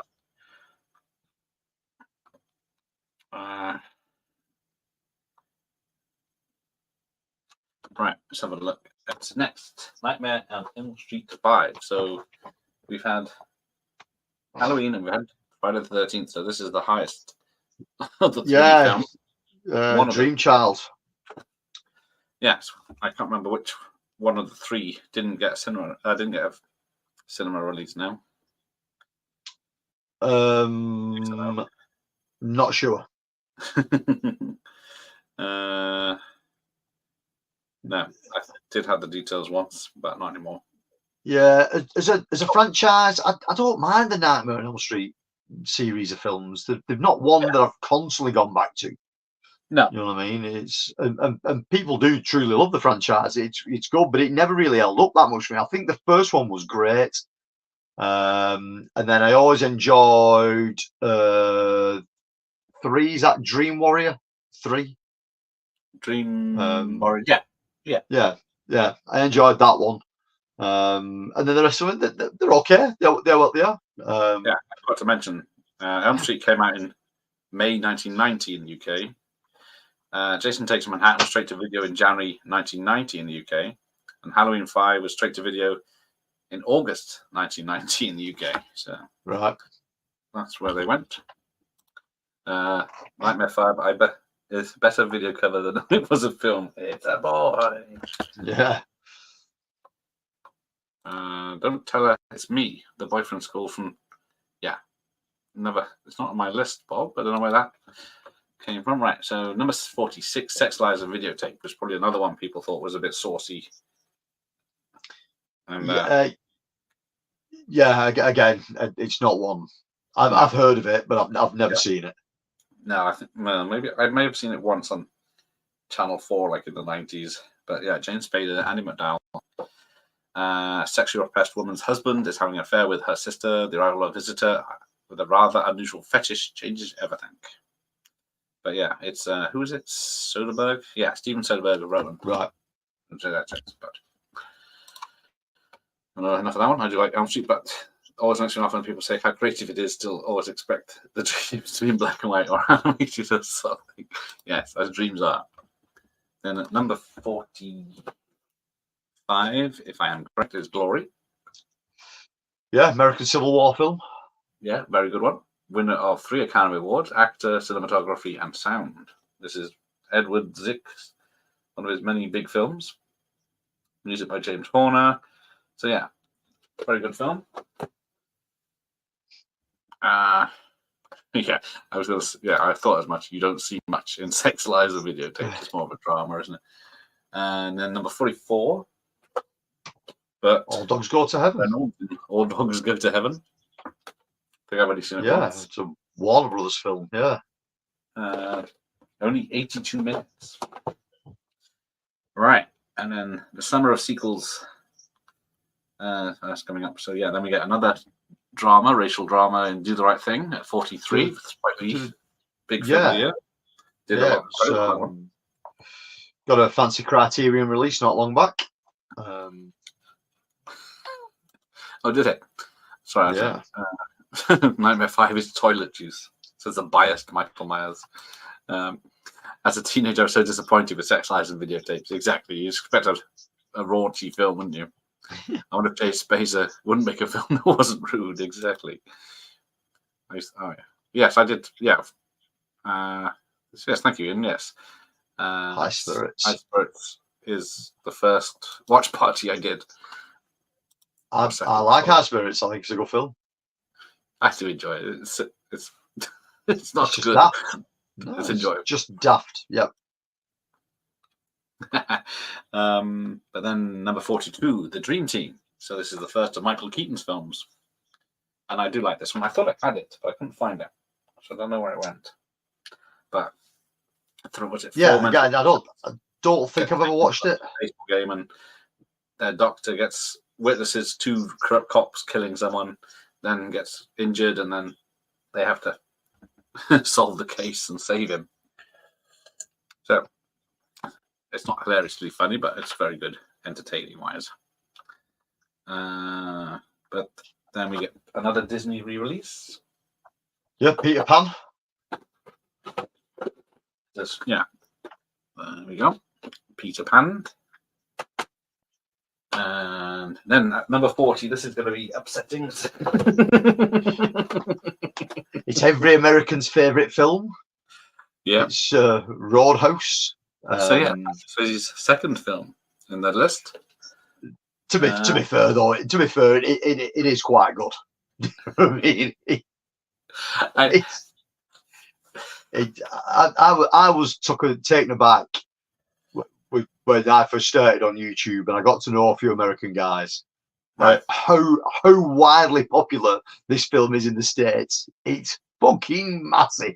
They absolutely adore it. And I don't know why. It doesn't really do anything. It's just a fucking bouncer on the door of a bar. But it's Cooler. yeah, it's like it's a massive film in the States. Like I I said, don't never get me liked wrong. It I is like really all the other action ones I mentioned earlier, and then I've come to love it. yeah. It's but no, I've always liked it. It's a great film.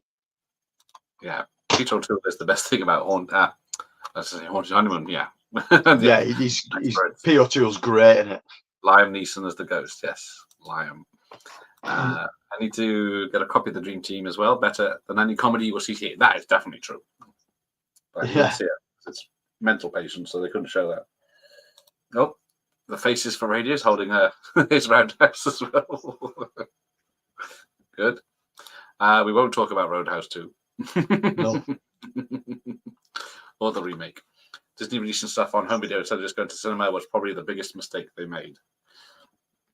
Well, yeah, because we've got that's the second Disney film, isn't it, on the list? So yeah, far. I think the whole of 89. I think even back further down the list from 101 to 200, there was a few Disney re-releases in that. Yeah. Still haven't watched the remake. Okay. I love Roadhouse. It's great action. Yeah. Considering how practical that stuff is. Roadhouse. I love it. I'm American. There you go. No love interest will ever be as hot as Kelly Lynch ever again. Yeah. Nope. And then she see her tits. Roadhouse. I love it. I'm British. You should do a C. Oh yeah. Yes, that has been mentioned. It has. So I still need to work on that when I'm not so busy. There's a lot of research that one will need. You're always busy. That's it. You're the hardest working man on YouTube. Thank you. That sounded dirtier than I expected. Yeah. I'll CITV all day long. See, start that off. Right, back on track. Yeah, I don't love it or hate the new Roadhouse. It was just all right. It's just spoiled by CGI cutting. Yeah, I just didn't like it. Fancy long shots, but it obviously isn't. Yeah.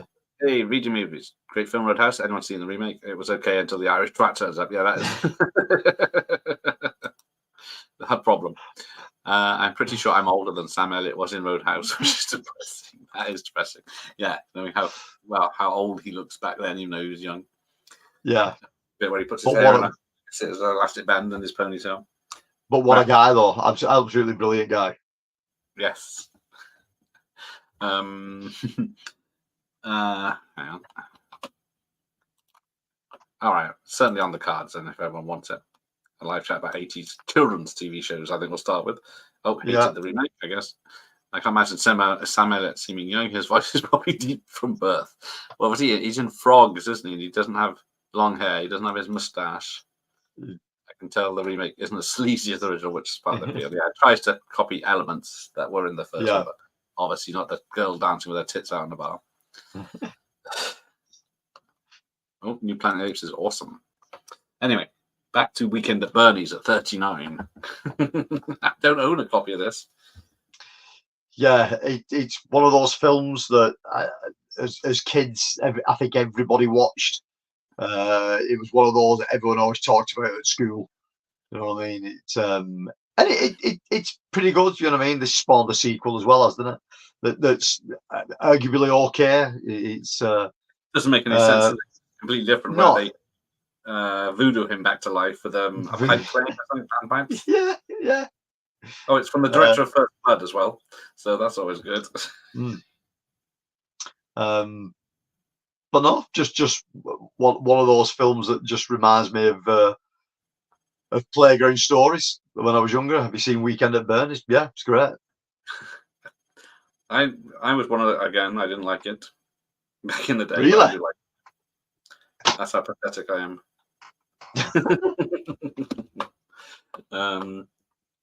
Let's see. I can tell the remake. I guess that was part of the original. He didn't even have a sidekick in the new one. Yeah, he didn't have anyone to call for help. Yeah, I have seen Weekend at Bernie's too. It's not as funny. It's a bit wacky. I haven't seen the original. I've only seen Weekend at Bernie's too, says Ian. Okay. Oh. Hollywood doesn't do sleaze anymore. That's a pity. Yeah, you get kicked out. Yeah. Some sleazy stuff. Bernie is still a doctor from New Blood to be. Yes, exactly. He's in Friday the 13th, 7. Yeah. I own that Blu-ray. Silly film, but it works. There you go. I still haven't watched Roadhouse 2. What am I missing? Nothing. Don't watch it.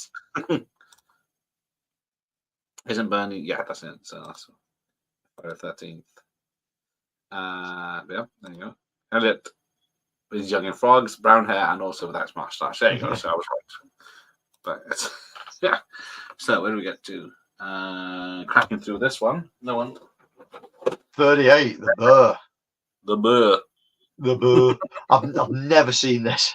I've never fancied it. Just watching a bear on a screen for 90 minutes. Brilliant. But that's about it. So next is License to Kill. Now, again, I do have the film, but it's in the big Bond set that I've got up there. So good. But yeah, so unfortunately, a Bond film at 36, considering they're usually in the top 10, shows how it was received. Yeah, and again, it's that time frame. I think that time period coming in from 89, coming into 90. We had this conversation at work today, bizarrely, of how many Bond films were made, 60s, 70s, 80s, 90s. And predominantly, there wasn't that many made in the 80s. I think there was only 3. Yeah, you know what I mean. So it wasn't a big thing in the 80s. No. Weekend at Bernie's was another movie shot where near Sean lives. That's nice. Would you live, Sean? Yeah, the bear iconic poster. Never seen it. Must have done very well. I would still remember the bear being advertised. Exactly. Yeah, bear was a massive hit. But I doubt anyone in the chat has seen it. I think someone has. How is some shit about a bear? None of us have seen above Roadhouse. Yeah. Indeed. Eve. Is it French or Canadian? Bat the bear. Lose. But let's do the bear watch party. Yes. I'll only do it if everyone gets a copy themselves to watch at the same time. Yeah. Not just me on my own watching it. Yes, salute to Bart the bear. God rest his soul. Big bear chase me. 5 Bond films in the 80s. All directed 5 Bond films in the 80s. There you go. Have you seen Our Margin? Yes, I saw that in the cinema. That's a good one. I thought that was 90, wasn't it? I was just wondering where that was on the list. Andy here in Wilmington, NC. Which NC? I've forgotten now. North Carolina. Is it? Yep. We have a strong movie industry. Tons of great movies made here. Glad to hear it, because there's none made in Western Superman. Yeah. All Wigan. The License to Kill was new. Everyone hated it. Exactly. I didn't hate it. I've always loved it. But then we get to... So yes, this was the summer of sequels. So I think this is where they... Apart from the horror ones that didn't do very well, this is where they... License to Kill is the start of them. And then we get Fletch Lives or Flies. Fletch Lives. Yeah. I might like this. The first one, but... Yeah, I own the first one. I don't own the copy of that one for some reason. But it's definitely one I enjoy. I think I did a watch party with that fiend Alucard. Please stress the bear watch party, not the bear watch party. Oh, I was going to get my top off again, but okay. I could do the bear wench. Sure, was it the bear wench project watch party in the nude? I have to remember not to stand up though. Best part of the bear movie was The Edge with Hopkins and Baldwin. Yeah, he's a nasty bastard in that one. For Your Eyes Only, Octopussy, View to Kill, Living Daylights. Oh yeah, there's quite a lot. I always forget that Octopussy and For Your Eyes Only 80s, not 70s. 70s. And the body. Seagal stabbed Bart the bear in Deadly Ground. I thought he was trying to save everyone. the environment. But the Bear's amazing in the Edge. No movies filmed in Western Superman. Must be wonderful. I think there's probably some low budget dramas made here.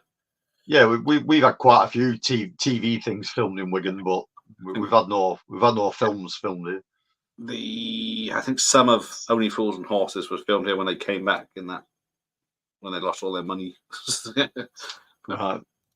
There's a documentary being currently filmed in Wigan about Richard Ashcroft. Not teenage pregnancies this time, then. Okay. No, not this time round. No. Fletch lives in Legacies. Superman lives inside all until it became Superman Returns. There you go. I really wanted Spies Like Us.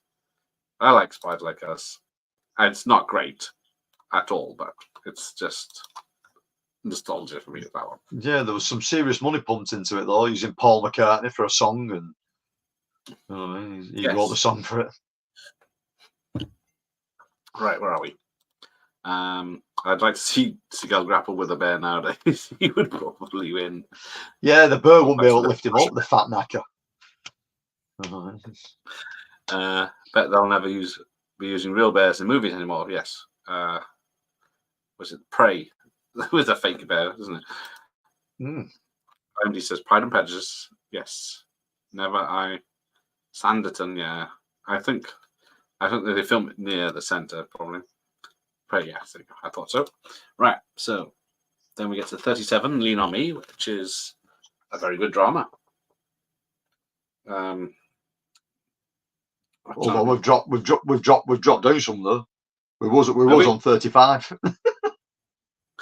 Who's in charge of this show? Lean on Me, Morgan Freeman, that's it. Comes to a school to improve it. Directed by Rocky and Karate Kid John G. Alveston. Cool. Yeah, so drama based on a true story of a teacher that comes back and mixes things up so kids behave, which happens a lot in 80s films. Yeah. Never Let Me Go. The list goes on again. Roald Dahl described Western Sumer as a seedy seaside resort. I never found any seedlessness. No, I guess the whores have gone OnlyFans now. Discreetly trying to skip a few. Yeah. No, just me not looking. Lean on Me is one of those films that's popular in America, but not well known over here. Yes, that is true. Right, if I'm correct, done License to Kill, done Fletcher, done the Bub. So next sequel, number 33. This one obviously didn't do well either. Miss one. You missed 34. That's my fault. I got the list. This part of tape is upside down, so it's in the wrong order. Number 34, The Burbs. Can't say wrong without the Burbs. Sorry. Well, this is an awesome film. This is a brilliant film. Brilliant film. I keep I love this film. This is up there with one of Tom Hanks' best. This is Tom Hanks at his best, at his funniest. This is Tom Hanks when he was good. Yes, just before he done big, hasn't he? So yeah, he done big at this point. Yeah. It's the cast is brilliant. It works together fantastically. Yeah, it's just one guy's obsession with living in sort of like a cul-de-sac where nothing much was going on, so everybody was into each other's business. And as soon as a new family moves in, they all want to know what they're up to. It's great. It's absolutely fantastic. Yeah, Rick yeah. What's that? Red Rover, let that go on over. Yeah.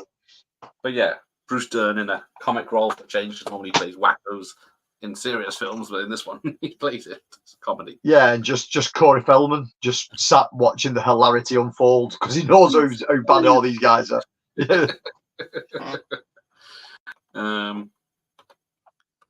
As Albertson said, one of my favorite quotes: "Movies will always survive. What are they going to do? Read a book."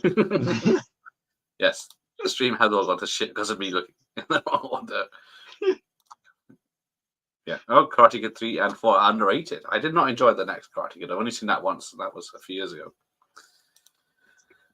Punchline. Yeah, I think that was 88. And yeah, that flopped hard when he was being a serious role for him, I think, in a stand-up comedy film. There's nowhere. It's the worst. That's the ones. I haven't been to the Mumbles for a very long time, or real. Right, where are we then? This time we're back on track. So I've got the tapes in the right order this time. No, I haven't. Yeah, they're over here this time. Bill and Ted. Yes, that's correct, sir.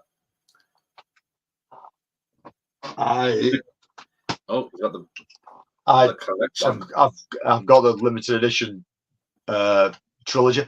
Sure. I truly love this film. It's brilliant from start to end. Yes. Both actors, Keanu Reeves, Alex Winter are great in it. The storyline, the way it bounces around, the comedy value of it, everything about this film, I have always loved and still love. And to be fair, the second one holds up just as good. And then when the third one came out that few years ago, Face the Music, I was like, do we really need a new Bill and Ted film? And then I thought it was brilliant when we watched it. I thought it was truly great. So I'm a big Bill and Ted fan. Always have been, always will be. I think the franchise is great. If anyone remembers the cartoon as well, the cartoon was fantastic. Well, there was, two different cartoons, wasn't there? Yeah.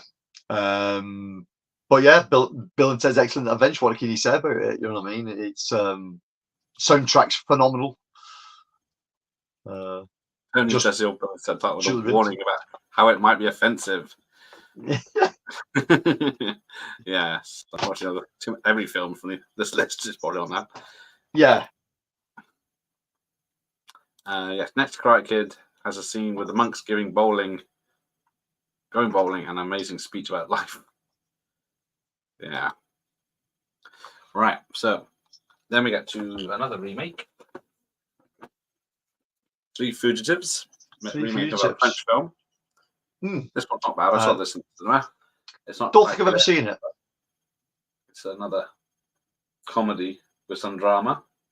The Martin Short as a bank robber because of his daughter's needs money or something, and then they're homeless, and then Nick Nolte just got out of prison for being a bank robber, and then Martin Short holds up the bank.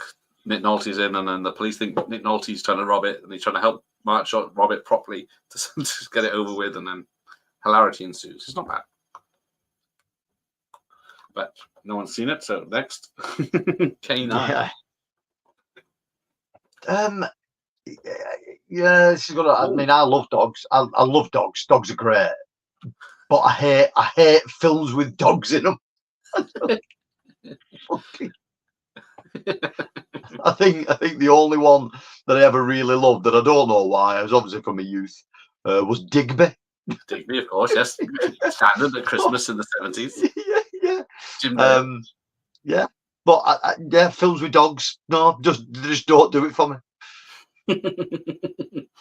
And I love dogs. I couldn't eat a whole one though. Right. I remember accidentally taping half of Three Fugitives on Christmas when it was on. Set the video timer wrong, probably taping the two Rockies or something. Sounds like Quick Change. Yeah, it's very similar to Quick Change, that sort of humour. Jerry Lee, yes. That's one I saw in the cinema. But yes, another film I thought, Ed O'Neill's in it. But he's only a cameo in it, really. That's the one that hands over Jerry Lee to him. Right. Then we get to Spielberg, best film of the year. Got my details. Right. So there we go. Always. Remake of a guy named Joe from the 40s, I believe it is. All right. Don't know this one. Well, it's actually how is a Spielberg film only gets to number 29. Yeah. A drama. But this one is weird because it's in widescreen. But it doesn't advertise as widescreen. But apart from that tiny bit badge at the back. Yeah. That's a heartwarming romantic adventure, says the USA Today. But it's I've only seen it a few times, but I don't remember it being that great, which is odd considering what his other film of the year is. Yeah. All right, let's go on. 101 Dalmatians must be pure terror. Mhm. There you go. I've seen the original. I've seen the Three Stooges a million times as a kid. And also the original with Pierre, Richard, and Gerard Depardieu. Yes, that's the one I was trying to think of. I think it is called Three Fugitives, but in French. Biggest dog in the world. Yes, Digby. Everyone our age Digby. loves Digby. Yep. I downloaded, to be honest, S&E's worst of 89 the other night. They said both Field wasn't believable as a comedian and Hanks wasn't very interesting. Yeah, I can't believe that. The best McDonald's Happy Meal toy was the 101 Dalmatians. Yeah. Audrey Hepburn's final film, or decent film for me. I think it's just not. It is a drama more than anything. Yeah, Ed O'Neill is hilarious, even though he's in it came out for 5 minutes. That's true. Another Depardieu comedy. Yes, pure luck. I found out there's another one as well. Depardieu seems to do a lot of comedies in the 80s, 70s, and 80s that were already made, but in America in the 80s. I'll collect all 101 toys. Yes. Right. So, next to get Ridley Scott, I believe. Black Rain. Trailer with Michael Douglas. Again, I don't think I've ever seen this. Okay. Again, I know the film. No, I just never seen it. It looks good and everything. So it's got a Hans Zimmer score, I believe. It's just, yeah, cinematography by Jean de Bont and directed by Ridley Scott.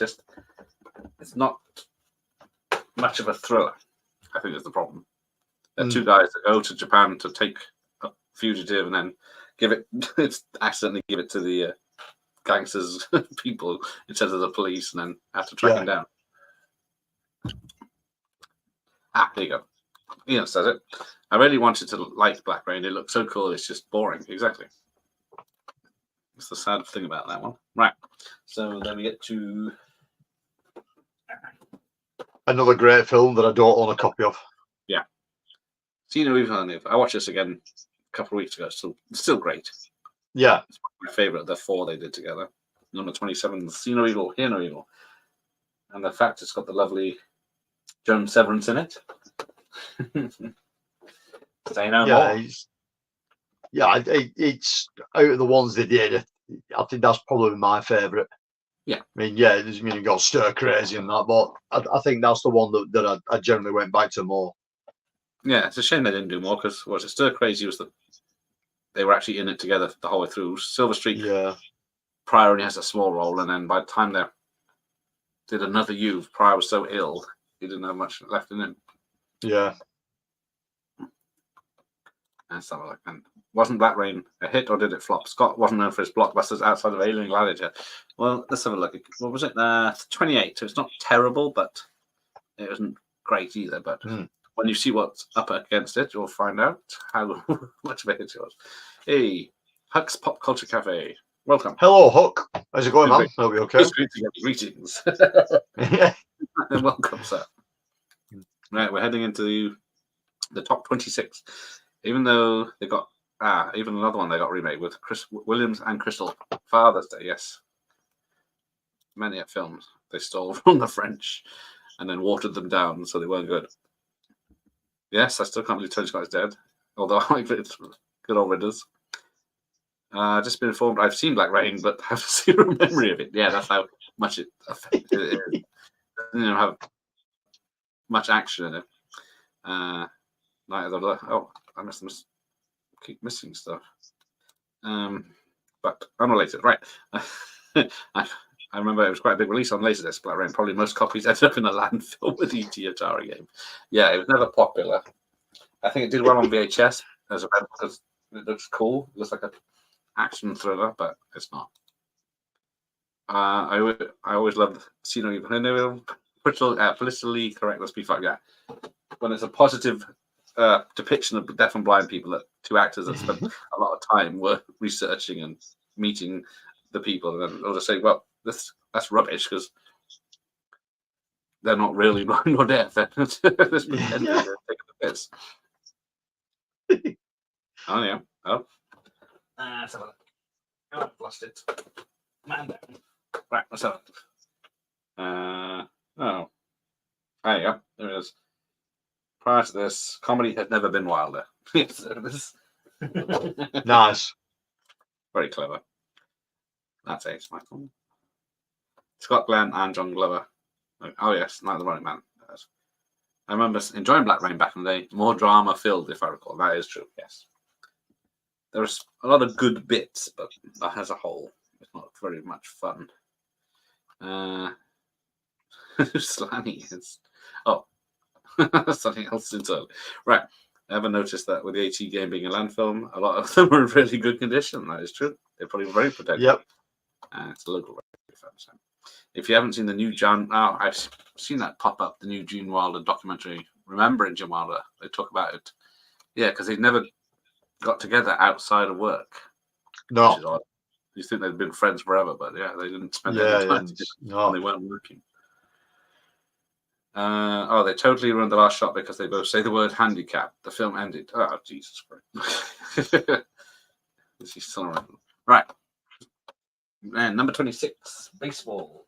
The first. I remember what was in the last. There's a few baseball films this year, and this is one of them. Yeah, very good Major League. Yeah. Again, not my cup of tea. I have seen it. Get off my channel. Yeah, not my kind of film at all. Okay, carrying on. You number 25 is your level. Do you know what? I'm not a Trekkie. Like, all I know, Hook's just tuned out as well as.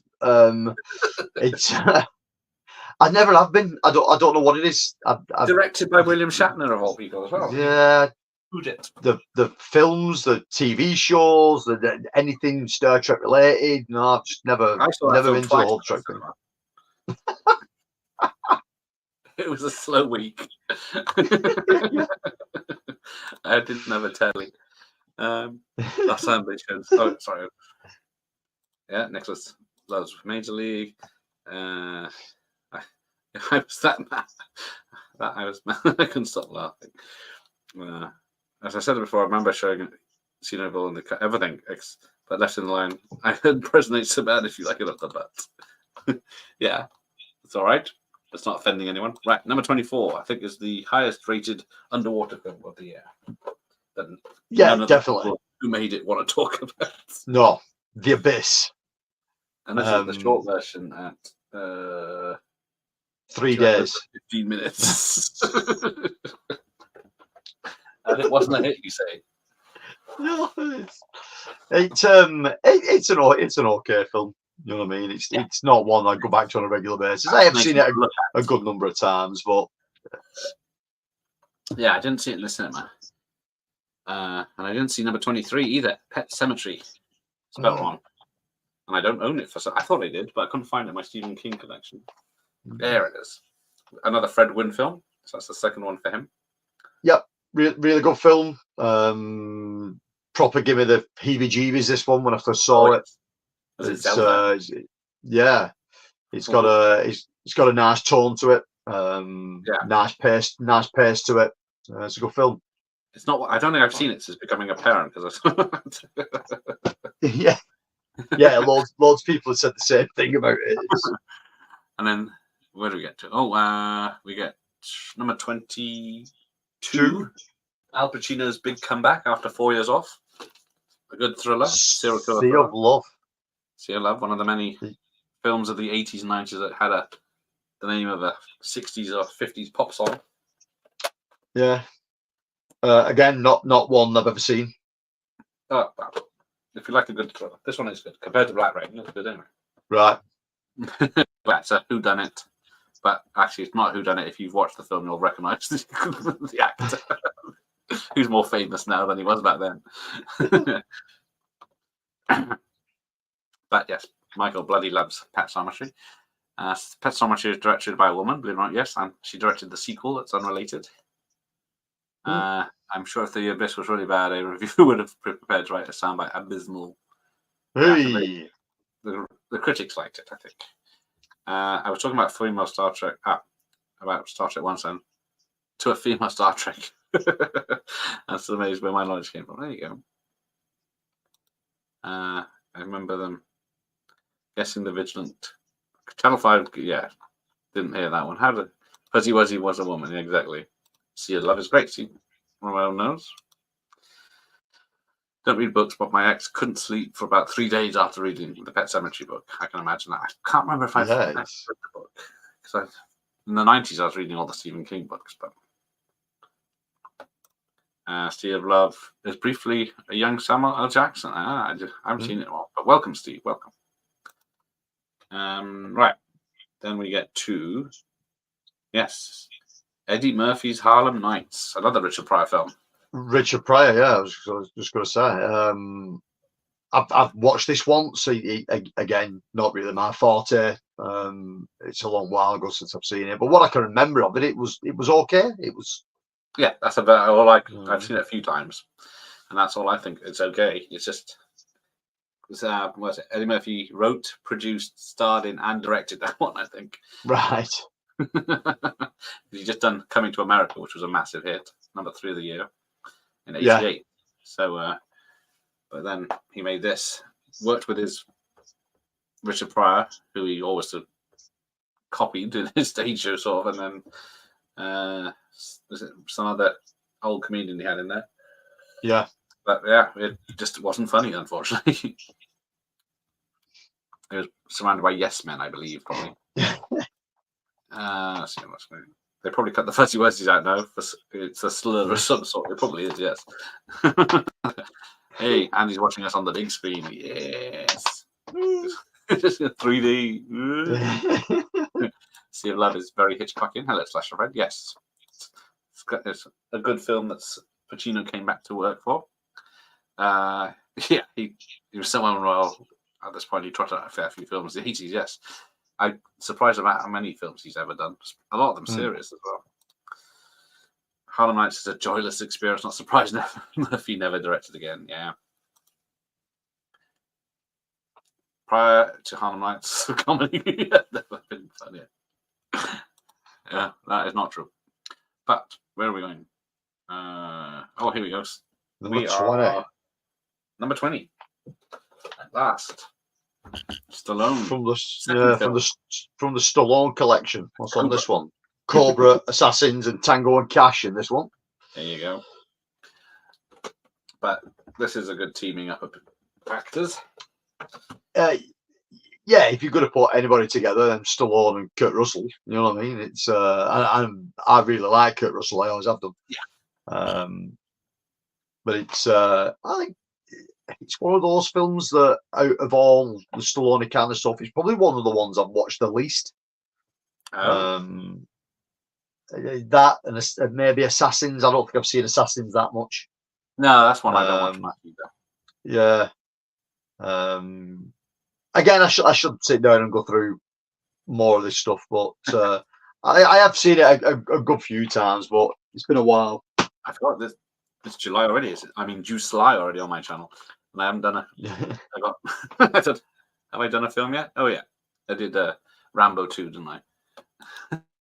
We was going to do well.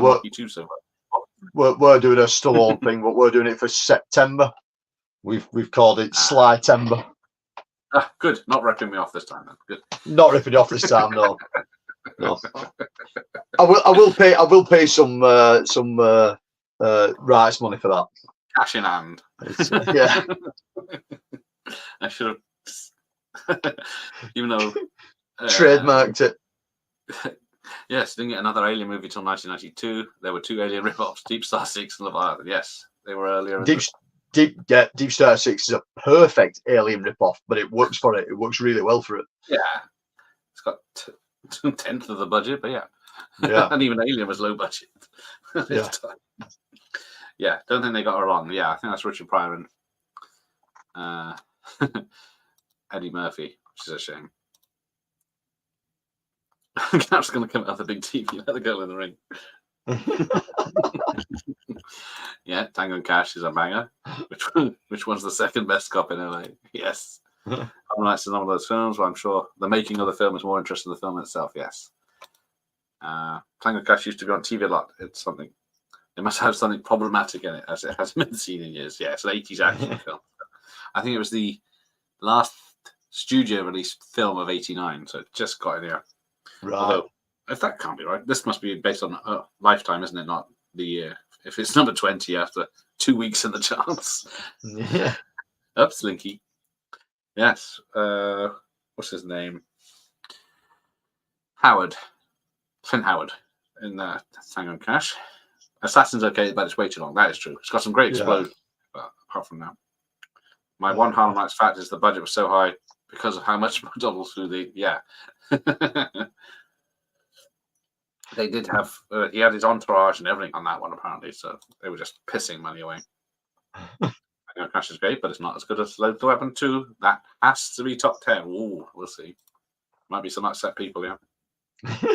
Romero is meant to direct Assassin. Oh. Yeah. If I can be bothered, Really? I've got the book here somewhere. Yeah, that's not a mix. Ooh. Would they take Tango over Lethal Weapon 2? Ooh. Oh, that is new. The Wizard with Fred Savage. Yes. Also had Christian Slater. You have to have two brothers in to go across the country trip to play. Yes. That was way up in the 190s, wasn't it? Yeah. Hey, Planet Hex is here. Welcome, sir. Hello, Andrew. How's it going, man? Yeah. Get back to getting your book out. Yeah. Get that book finished. Never watching this dross. That was Eddie's Entourage. I think he was known for a lot of hangers-on in those days. Yes, indeed. He was too busy with those to concentrate on what he was doing. How clever is man? So yes, welcome, Planet Hex. Anyway, sounds about right, fans. Right. Somehow, there's another baseball movie. A very sad one. If you want to play catch with your dad. Yeah, Field of Dreams. Yes, hard to believe that film is the 19th film of the year. Yeah, another Kevin Costner snooze fest. Just, Christ. Man's got no soul. I struggle with Costner. I do like the guy, but checking for a pulse. Oh, there you go. Challenge it. Fine, we'll go on to number 18. Now we're talking. Comedy of the year. Now we're talking. Uncle Buck. Nice. Oh, yeah. Parents on my picture. Maybe his best role, either this or Planes, Trains, and Automobiles. Yeah, I like this. Yeah, both end with the freeze on his face, don't they? Yeah, and you get similar kind of vibes from him. You get this sort of guy that doesn't want to let anybody in right at the beginning, and then you finally realise at the end of the film why he's not letting people in. Yeah. I mean, John Candy classics. You know what I mean? Who doesn't like Uncle Buck? It's brilliant, really, really good. Yeah, it's very good. So it's one I watch every November because it feels like a coming up to Christmas film. Yeah. Oh yeah, you've upset Michael Myers. Yeah, Field of Dreams is awesome. Like I said, there's only a handful of films at that time that I particularly like, and people will laugh at me for my two favourites. So I'll just throw it out there that it's Waterworld and The Postman. Oh, for fuck's sake! The Postman better than Field of Dreams. Get off. Yeah, disrespecting Costner. Damn right. Uncle Buck is great. Yes, we all agree on Uncle Buck is great. Is it anyone that does like? Yeah. Is Anna Clumps? Oh, I seem to remember that now. Watching it last time, before they appeared together in My Girl? Right, number 17, born on the 4th of July. Oliver Stone's very successful Vietnam film of that year, part of his trilogy. Yeah, again, it's one of those films. I don't think I've ever seen it because it doesn't speak to me. It doesn't. He gets injured and becomes a protester, doesn't he? That's all I know. About it. And it's of a time period and a country where it just didn't mean anything to me. It was, you know what I mean. So watching films about it, just I don't know. Oh, Jim's back. Should we just go back to what was the last film he saw, and then we'll just start again? Yes, skip back to about an hour and 49 minutes, mate. We might go the distance and love Field of Dreams now. Yeah, we've spoken little else. We've just been waiting for your return, Jim. Ah, yes, Ben Affleck and Matt Damon are in the crowd scene, aren't they? Field of Dreams. Justice Leavis films, audience riveted. One of the few Tom Cruise films. Oh, I haven't seen it. Same here. Batman. That movie is like a modern noir movie with a dark atmosphere. Well, where's that going to be? Don't mind the first one, but it's no Field of Dreams. Oh, Bull Durham was better than Field of Dreams, I think. That was in the last one, was it? Or was it a different year? Oh, can't remember. I had that tape out. Did I miss it? Oh, I think I had that tape out somewhere, but we'll see. Let me check the list. No, it's not coming up. I don't know why I've had that left. Well, no. I think love Waterworld. I think, yeah, that is true. I do like Waterworld. Postman is better than what they say, but it's Yeah. Postman's a bit of a forgotten classic of his. I think really, it's extremely well made, depressing film. Yes, there you go. It's very well acted and everything, but it's just not fun. It's no Deep Star 6. Oh, didn't like Cruise at all. Never have. Oh dear. I know exactly where you're coming from. I'm a bit same Tom Cruise. There's only a handful of films that I really like of his. Minority Report being one of them. Oh yes, that's a good one. Yes, that is a bit too long as well. But yeah. Yeah, I've never seen Stone's third one, Heaven and Earth, either. So with Tommy Lee Jones and getting a No, I've not seen that one. Vietnam wife and family, I think. Back when Cruise was, more to do character parts. That's true. Well, Michael. Platoon still so much better to me than Born on the 4th of July. There you go. Yeah, I think that's more accessible as a film. Look Who's Talking. Yeah, there you go. No spoilers coming up. The thing about American sport movies, I tend to like them when they focus more on the story than the sport itself. Yeah, I'm the same. That's probably why I like. Yeah. Characters in Major League. Yes, Look Who's Talking was out in '89, and it's doing better than Uncle Buck. Let that settle in. Right, we'll see where it is then. Because number 16, more Canine Capers. More bloody dog films. And now Disney's Turner and Hooch. Because with another the sequel, the TV series sequel. TV series. I've seen it being advertised. Yeah, who the hell takes the role of the dog handler in it? I can't remember him now. Yeah, I have seen it advertised on Disney Plus. Yeah, I think I watched the first episode. Nope. Yeah.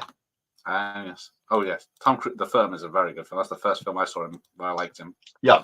Warlock. Yeah, that was in the top 200s. It was. I like Warlock. Warlock's a good film. I like Warlock. Yeah, I like Warlock more than Born on the 4th of July. Yes. Yeah, I only have vague memories, and that's only of the trailer.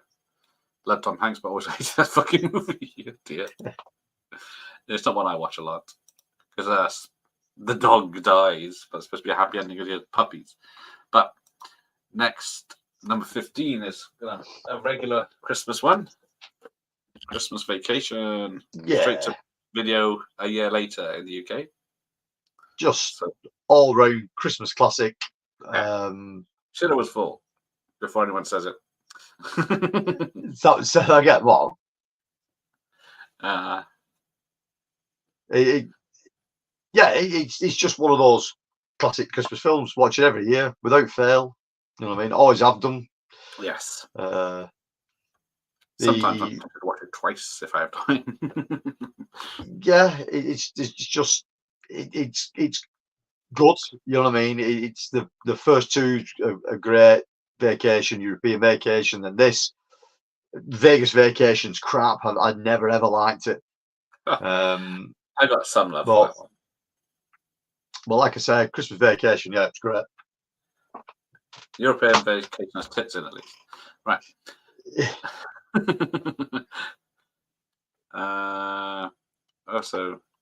on, I missed it. Right. Tommy Lee Jones doesn't show up for at least an hour in. No, heaven and earth. Turner and Hooch is a smidge better than K9. Watch the series. Glad it was a sequel and not just a reboot. That made more sense. I remember being frustrated he wasn't in it. There you go. Tommy Lee Jones, yeah. Outside the original Christmas Vacation, the best of the series. Yeah. I like Cocktail with Tom Cruise. but only because I stared at Elizabeth Shue. I think Oh, yeah. that was 88, wasn't it, or 87? Don't think I've seen Warlock, but I have seen Warlock Armageddon. Armageddon. Again, it's not a bad one.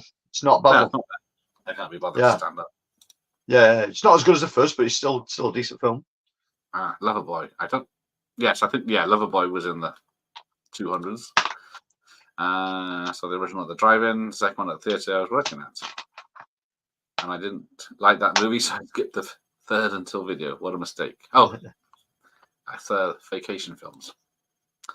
I did see Run with Patrick Dempsey way back in the day. Should probably give a rewatch. Should it ever get a Blu-ray? That is Warlock. Again, I don't think that's on Blu-ray. See, me and Andy like Vegas. We're losing the audience. We got split decisions. Yeah. The audience is going to fight. If I had a rubber hose, I would meet. Yes, good old policeman Christmas Vacation. Christopher. There you go. Kirstie Alley. Vegas is balls. Good or bad? Dog's bollocks is good, but this ball's bad. Balls is not the bad, I think. My balls take some licking. So, the Burbs, yeah, that wasn't too far behind. Oh, I own the experimental of Run and Loverboy. Yeah, I don't think I own that Patrick Dempsey film. Shag up a best in cocktail. Bob, keep it clean. This is a family show. As I say, even though my right hand man, Professor Joe Bush, is in it. Vegas Vacation. That's the Nick Pabigaro joke. Therefore, it's amazing. Mr. Papa Giorgio. I think Tom Cruise had some reasonably good films. Got a Money, Rayman, Legend, Top Gun, Risky Business. There you go. Definitely worth a watch. Not sure about the Blu-ray. Would avoid the UK release as the torture scenes were trimmed. The Warlock trilogy is available on Blu-ray in the States through Vestron. I don't know about Europe. It might be a trilogy box set. Yeah, it's not got a Blu-ray release at all. It's like I say, it's tied under license with Vestron. We do get some Vestron releases over here, but there must be a licensing issue in the UK for that coming on Blu-ray. European Vacation is his favourite. It's mine too. I can't argue. I like the first three, and I just like Eric Idle, and I think he's great. Because they were going to do a third film with Eric Idle character in Australia, weren't they? Yeah. We don't objectify attractive ladies on this channel. Phantom Opera. I think that was. Yeah, that was on the other list. That was not Jack Shoulder. Dwight Little. I said it was Jack Shoulder last time. It's not a bad film actually. Yeah, now we've lost the audience again. They're all googling Elizabeth Shue and Link. I've just bought a copy of Link. I haven't seen that film in years. A cheap Blu-ray cropped up a bit yesterday, and I've just picked it up. So Monkey Butlers. Monkey Butler, yeah. Oh, she's in The Saint too, yeah. One moment in Vegas I laugh at as Eddie at the buffet saying, I'll have some of the blue and some of the yellow. Yeah, that's not gross. Yeah, you've missed Roadhouse. That was Roadhouse. Can't stop saying that. 40. So that was quite bad. Everyone got upset about that. Can't stop saying pervy comments about my future wife, Elizabeth. You people. Terrible. It's not my favourite. I do a soft spot for European Vacation. The only thing that'll sit down a bit is the third act. Yeah, where are they? Italy? Yeah. Yeah, I guess they had to do something, otherwise it'd just be skits, wouldn't it?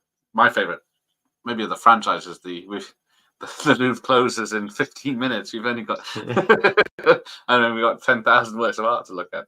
Yeah. And Parcours pour moi plays. But yeah, that's what I posted when I visited the Louvre. Oh, the trigger effect. I don't know that one. Link, the monkey. That monkey has great taste. So, Jim. Dalton is done, yes.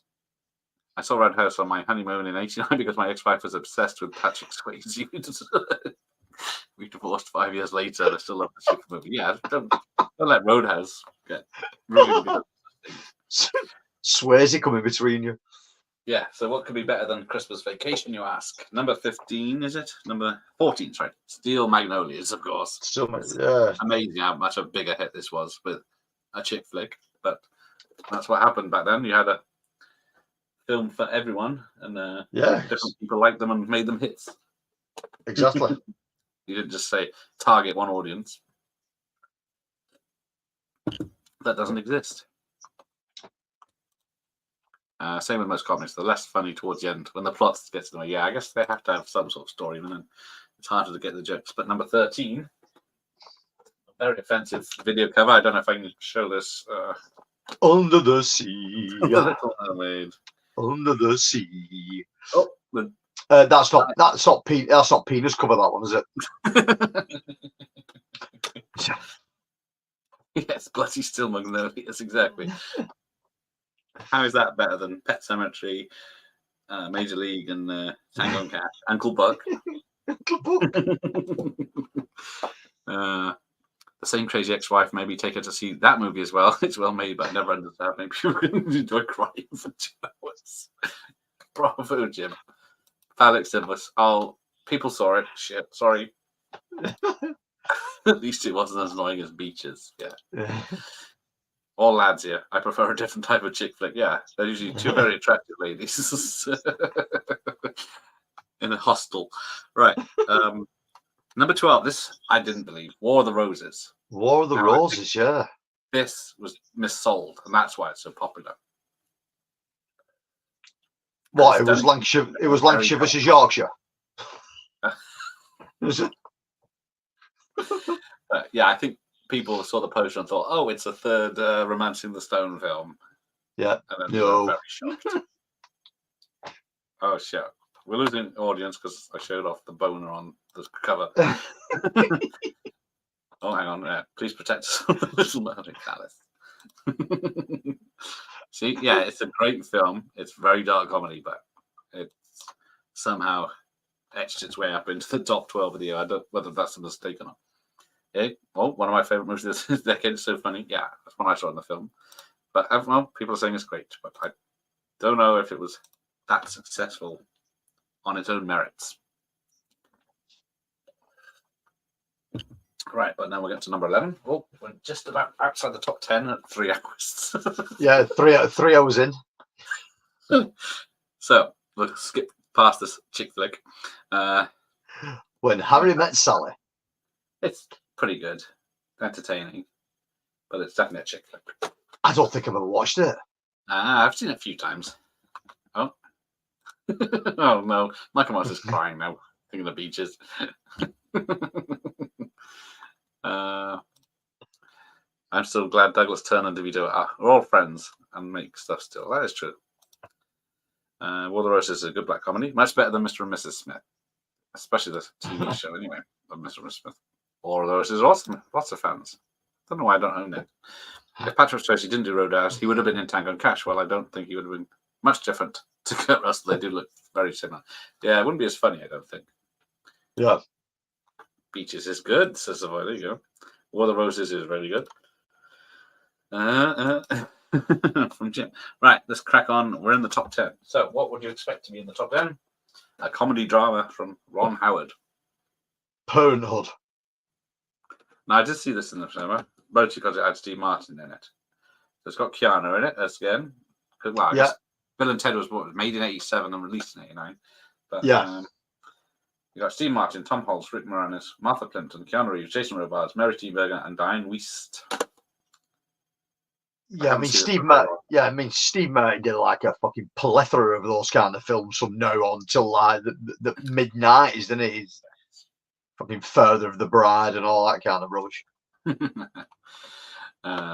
Yeah, Mallet, Swayze, Gibson, and Russell were all separated. It was probably the same wig, wasn't it? Yeah.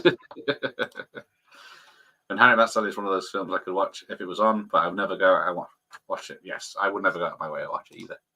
Unless it was someone's in it I'm interviewing. But Howard, it's one of Howard's best films. And yes, he's got a long list of great films, but I haven't seen that one. I need to rewatch it to give it a chance.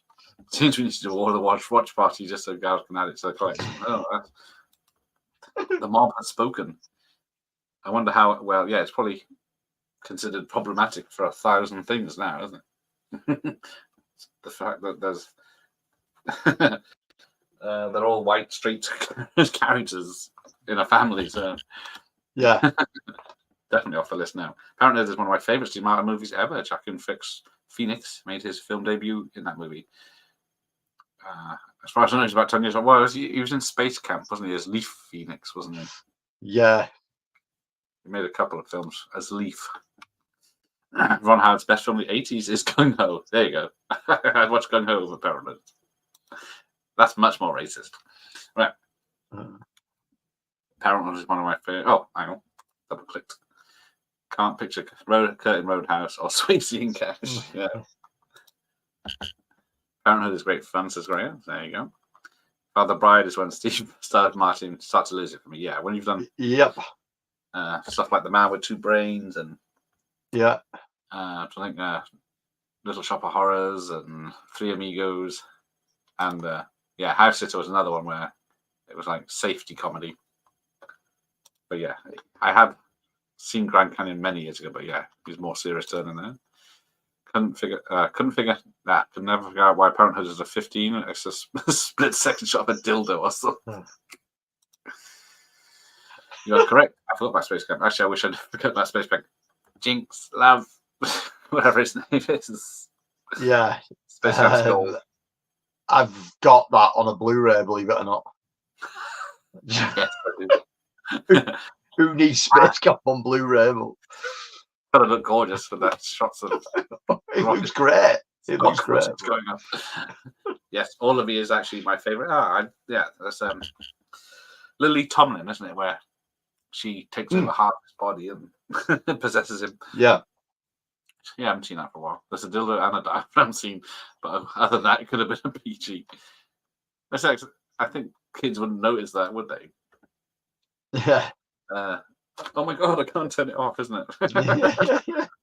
Planes and Amigos, yes. I think Three Amigos is brilliant as well.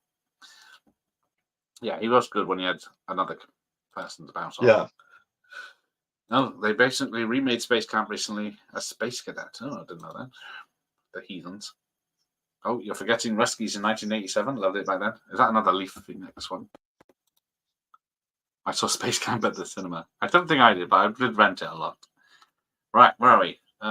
This one. I thought I almost had the complete top 10, but I don't have Driving Miss Daisy. So that's again, I don't think it's a film I've seen. I've seen it a few times. It's all right. It was very big at the time, but it's one of those that people are looking back and say it's not that good now. Yeah.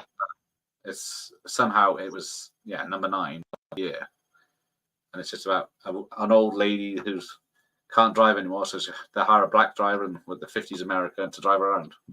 Yeah. And they form a friendship, and that's about it. I think there's a rip-off episode of Quantum Leap that does it a lot better. But, Right. but it does have Dan Aykroyd in it. So he had 2 films in the top 10 that year, and the next one is. Yeah, I mean, you got 1 and 2 as well. yeah. My second favourite franchise of all times. I am a Ghostbusters nut. As you'll be able to see some of the shit up there behind me. There's fucking tons of Ghostbusters stuff in this room. I've got a big Ghostbusters tattoo. It's just one of those franchises that I think's amazing. Yeah. Second film is so far different from the first film. It's great for it. I like the whole franchise. The real Ghostbusters cartoon. How it fills the timeline between the first film and the second film works brilliantly. Just everything about it. Apart from the 2016 film, which was an absolute abomination of writing and acting. What 2016 film? Exactly. It's an amazing film franchise, and to be fair to them, everything they're doing with the newer stuff, whether people love it or hate it, I personally think it's brilliant. You know what I mean? It's it's nice to see the franchise back. But the original two films are so good, and considering they're quite far apart from each other. You know what I mean? There's quite a period of time between both films. It's surprising, really, that the second film got as much love as it did, and it's just as good as the first film. Yeah, I do enjoy it. I saw it in the cinema. Can't Yeah, lie. it's great. It's great. New Year's. Yeah. Oh yes, I forgot Dirty Rotten Scoundrels. Was that 88 or 87? Dirty Rotten Scoundrels. Yeah. Yeah, that's a good one. Three Amigos is a short chase movie. Yes. I saw that one theatrically. Bought the piss out of me. Oh, hang on. Which one was that? Space Camp. Dirty Rotten Scoundrels. Have you seen Deceived? I did see Deceived with Goldie Hawn in the cinema. Driving Stage is awesome, and a use certificate film with an N-word in it. It's educational. Joel was a short chase movie. Oh dear. Still generally regarded one of the best picture winners ever. Yes, people have definitely turned on Diving Miss Daisy since it came out. As a kid watching Parenthood, I knew what vibrators were, but I didn't recognise diaphragms. Yes, exactly. Why would you? They weren't in the Electric Blue videos. The 80s blonde to old people acting cute and rebellious in movies. Yeah. Yeah. Parenthood is educational. There you go. Here's my next hot take. Outside the original Ghostbusters, I've not liked anything in the franchise since. Oof. Ooh. There's a lot. You don't like the Extreme Ghostbusters. Oh, there you go. Malice. I do like Malice. That's a good one. Although every time the guy yells, "It's Vigo," I laugh my ass off. I have to admit, it's Vigo. He is Vigo. Yeah. I was like, so when they said, "Where are you from?" He goes, "The Upper West Side." Bloody love Ghostbusters. Don't get why some don't like it, including Murray. Yes, he was a bit of a problem for that film. I only like Ghostbusters 84. I think the rest are quite average. Sorry, Tony. Do you want me to? Oh no, it's each to their own, mate. It's each to their own. It's people didn't used to get offended by everything. Exactly. Don't watch it if you're going to get offended. Driving Miss Daisy. Yeah. I don't forget what the porn version is. Ghostbusters had more laughs than any of more recent films. I have mixed feelings about Afterlife and Frozen Empire. They aren't terrible films, just aren't particularly funny. Well, yes. Afterlife, we really enjoyed. I wasn't blown away by Frozen Empire. I think as a film, there's too much going on and also nothing going on at the same time. It's bizarre that can happen. But I didn't dislike it. You know what I mean? It was still a fun time. Yeah. But it just ends up going all over the show, and it just ends up a bit sloppy. The story doesn't kick in until the end. Yeah. Well, I'm happy that they brought the franchise back. So. I haven't liked anything post Ghostbusters 2. Controversial opinion for Ghostbusters 2016. It's better than the last two, and I'll die on that hill. Well, I mean, what I do like about 16 is the quality of the special effects. Special effects are fantastic in it. In 16, it's just that the writing and the acting is goddamn awful. Yeah, it looks great. The Ghostbusters about Egon is just like one surviving chuckle brother. The magic is gone. And the worst of 89, Roger Ebert claimed that no one has come up to him on the street and told him Ghostbusters 2 was a good film. He must be talking to the wrong people. Indeed he is. Right, where are we? Number 7. Sequel again. Many sequels. Back to the Future 2. Ooh. Oh, there you go. Yeah. The trilogy. Back to the Future, isn't it? You know what I mean? What more can you say? Yeah, first film's about as near perfect film as you're ever going to watch. Second one comes in really, really close. Third one goes off on a bit of a fucking tangent, but like I said, second one still really good, dead entertaining. You know what I mean? It's as far as a trilogy goes, it holds up well. Like I said, third film isn't particularly fucking brilliant, but as a story, it's good. Yeah. Generally sad there's only one chuckle brother left. Well, I've got a real good story about the Chuckle Brothers. I'll throw it at you fast. That the existing Chuckle Brother, it is Paul. Is it Paul? Is it Paul that's still alive? It's Barry it was Barry that died, wasn't it? Paul that's, I think. Anyway, he was doing cameo videos.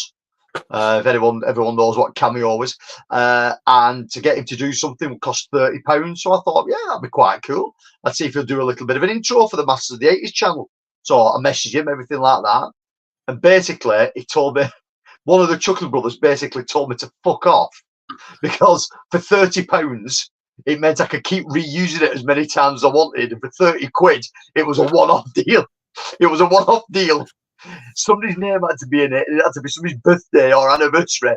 And I messaged him back. I said, mate, I've just watched all your videos, and you doing them out of your kitchen with your underpants drying on a maiden behind you. I ain't giving you 30 quid. Oh, maybe you can go back to him now. You're the Wigan Film Club. Wigan Cult Film Club, yeah. It's to be fair, as a Wigan Cult Film Club, we've gone a bit next level, and we've got Lawrence Harvey. So if you know who Lawrence Harvey is, the actor from Human Centipede 2 and Human Centipede 3, and he's our official actor within the club. So that's a better level, isn't it? Yeah. Oh, Back to the Future is damn near perfect trilogy. Yes. Yep. There's only a third one that lets it down a little bit, and again, it's still watchable, the third one, but it's not as good. Ante for another hat. I love the original. I don't get either of the sequels. Oh, I think that's Back to the Future. Feel bad for Ackroyd. He was trying his darndest to get a decent GB3 for latest, but yes. And that's result to basically cameo. Yeah, he's basically now cameos in Melbourne Tank. Bill Murray has a lot to answer for. He looked pissed, drunk in front of them, but yeah, he wasn't certainly giving it at all. No, I don't think he even knew what was going on half the time. Hot take. Sorry. Can't trust Siri. Can't believe that Back to the Future is now set in the distant past, 2015. That is true. Oh, and one hairy biker. Maybe they could get together with the Chuckle Brothers. Another one. And for another hot take, I love the original, but I don't like either of the sequels. There you go. Big fan of the Western fan, massive fan of Back to the Future. Well, see, I used to not like the Western one because I've never watched it fan, but I do appreciate it more after watching some Westerns that inspired it. I'm waiting to the sequel for Jack Inner Space to see if Jack Purto comes to the rescue. It's been 35 years.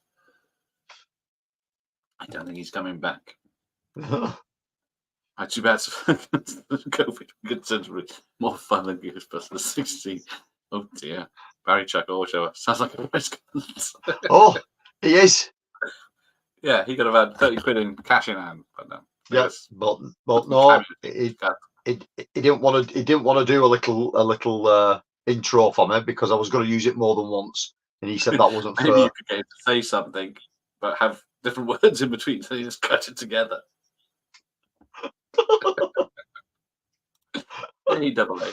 A. Yes, The Burbs is not in the top 10, which it should be. It was number 34, right behind Karate Kid 3, unfortunately. It should be better than that. I want to be told to fuck off. Honestly, it was great.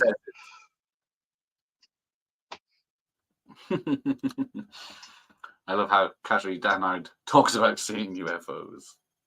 Yes, I haven't seen much of his stuff, but yeah.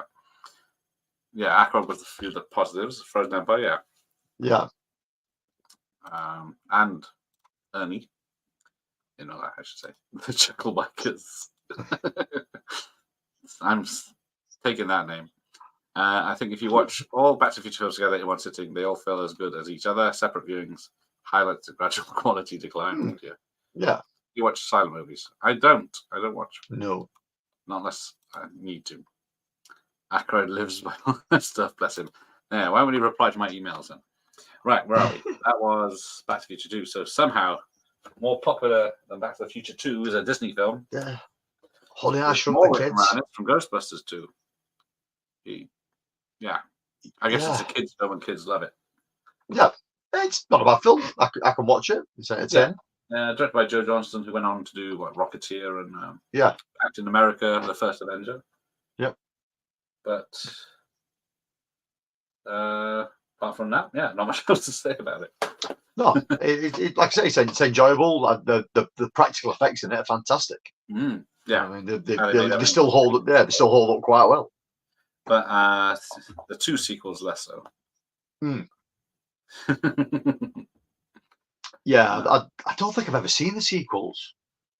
Honey, I Blew Up the Kids. Honey, what the hell was the other one? Yeah, Blew Up the Baby, and then Honey, We Shrank Ourselves. Yeah.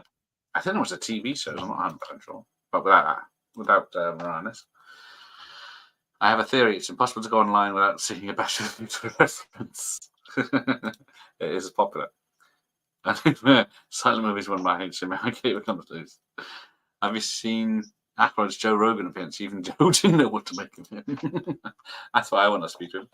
Right, so this another shocker. What's better than Back to the Future 2, Ghostbusters 2? It's Look Who's Talking. Look Who's Talking. Yeah, bizarre. It was a big hit. I did love it when it comes out, but I'm not a fan of it anymore. As such, it's all right. Yeah, it's how it was of all the films you've spoken about, it's number 5. Yeah, 5. So to get back to some normality, the great Lethal Weapon 2 is at number 4. So that's at least something. Yeah, and who doesn't like a bit of Danny Glover? Yeah. I like Danny Glover. I like Danny Glover and everything. Yeah, he is. He's good at everything, isn't he? But yeah, it's one hell of a great film, that one. Yeah. Still embarrassed, I believe the Sun story where they said he was going to be in a film called Honey, so fax the kids. Well, that's probably one of the stupid ideas they had. What was the film where they gave Don Aykroyd free reign and it was demented? Oh, it was Nothing But Trouble. Yeah, had a dick on his nose, as played multiple characters, but with John Candy playing him and his sister. Yeah, there he goes. Aykroyd Sala. Yes, wrote and directed it. Chevy Chase in it. Sleepwalked it. Demi Moore was in it. Yeah. I used to love it. It's not terrible, it's just very weird. It's weird. I can watch it, and I quite like it. It's because it's daft. You know what I mean? It is daft. Is the main thing. Yeah. Yeah. How is Looking Talking so popular? Jesus, yes. Yeah. I have seen LA Story. I love LA Story. Yeah, it's an absolute shit show. It's not a good film by any stretch. Yeah. What do you think the number 3 film of '89 is? It is. It's a big one, and again, it's a very No one expected that. It's a very highbrow film. You know what I mean? It's fantastic, but I wouldn't say it was top 3 of '89. I think I'd put Roadhouse ahead of this. So would every American. But yeah, it's like 50. Well, first half is comedy, and then it gets into serious drama. Yeah. But exactly.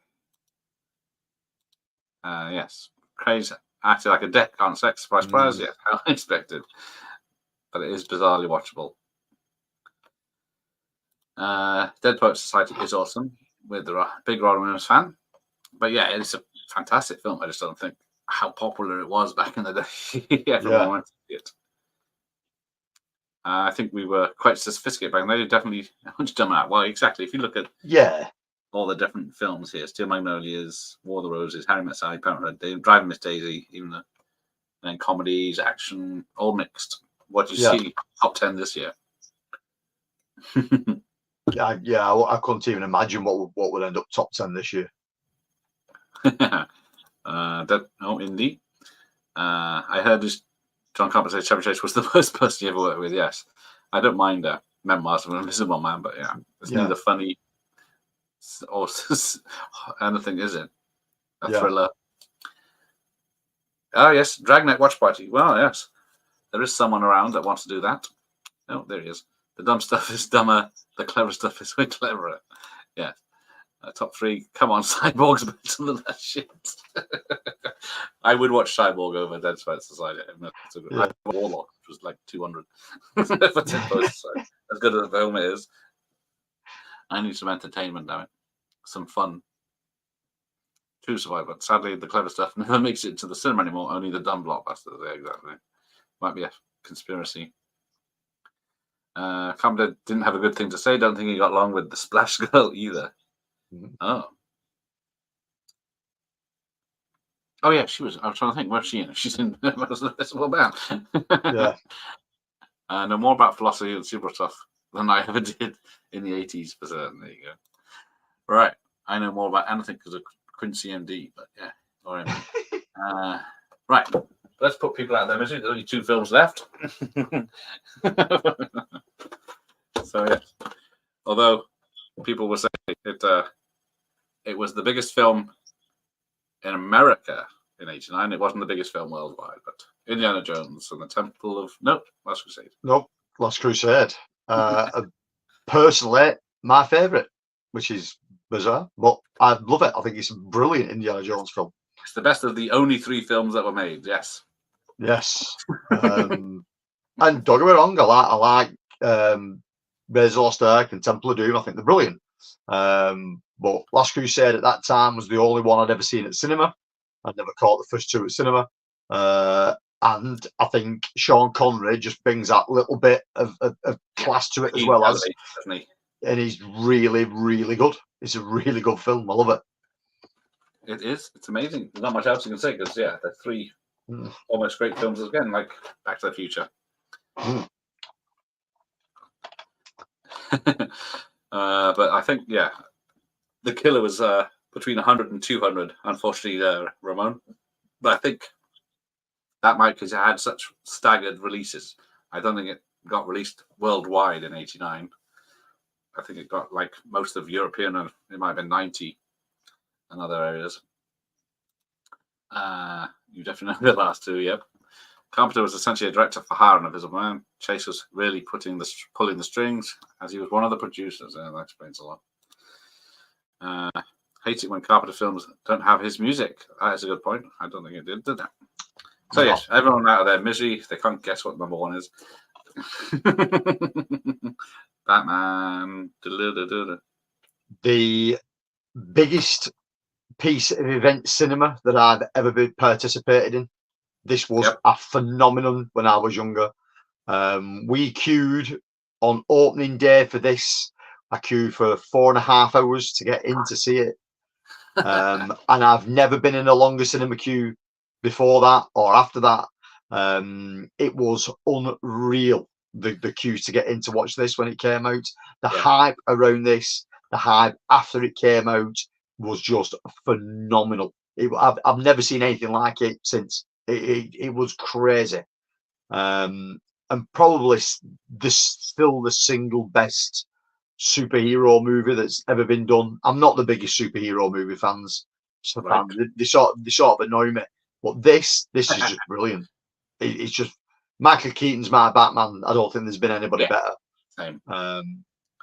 But as a film, Tim Burton wise, it looks good. It feels good. It sounds good. Yeah, and event cinema, I don't think you get event cinema like that anymore. It was a truly a sight to behold. You know what I mean? It was crazy. Yep. The hype train for it. Everywhere it was. Couldn't move the Batman stuff. No. Yes, I think I've seen Splash 2 once. That's the reason. Yeah. I don't think I've seen Splash 2. It's the same as Mannequin 2 or Mannequin on the Move. I've seen Mannequin 2. Yeah, who did the music? Carpenter liked it when he didn't have to do the music because his own words. He's quite lazy. I love that guy. Yeah.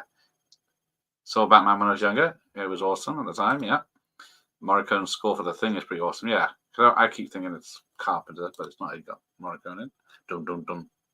Probably my biggest cinema crime. I didn't see Batman at the cinema. Oh dear. Yeah. The queues were massive in my era too for Batman. And I remember being stunned when I saw the size of the queue. Yeah.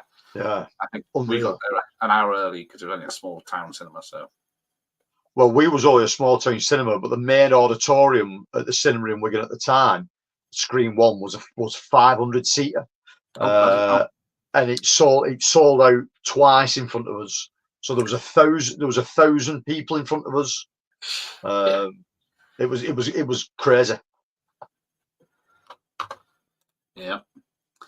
The music to I don't remember the music to Memoirs.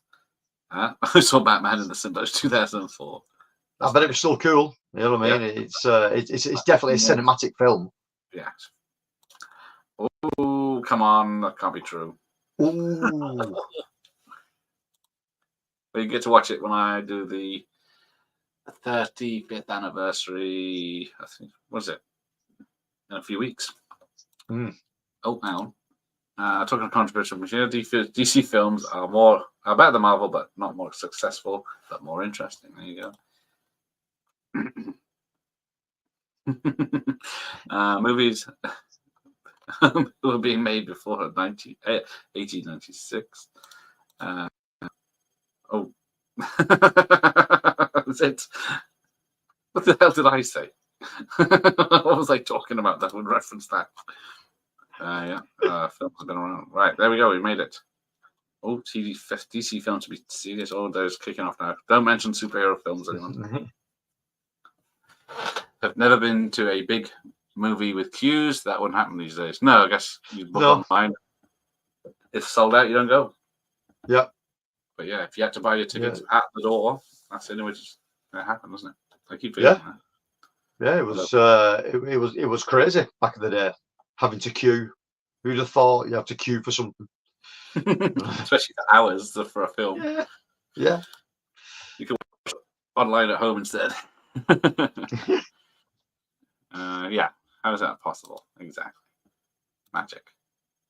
Michael Keaton's truly terrific. Even though laughed he was cast, it nearly caused riots at Warner, but they got the last laugh. Mm. Oh, Ennio Morricone. Sorry, Francis, like a lion slip. Now, all the foreign movies were in the 100 to 200 when did we do that? Last month. Yeah, loads of foreign movies, weird documentaries. You know. Yes, we had a varied pack last time. Yeah. So yeah, Henry V was about as New York Stories. Henry V is about as highbrow as this list went this time. Yeah. Thank you, Andy. Yes, we'll wrap this up. Cheers, Andy. 2.5 hours. It's my fault. The first film footage, I think somewhere on YouTube, someone wandering around their garden. It's probably still copyrighted. You mean where's Lethal Weapon 2? That was number 4. 3? 4. Yeah, did you blink? It's getting late. Yeah, where is Lethal Weapon 2? Did we not say it? Yeah. No one listening to this as we talk?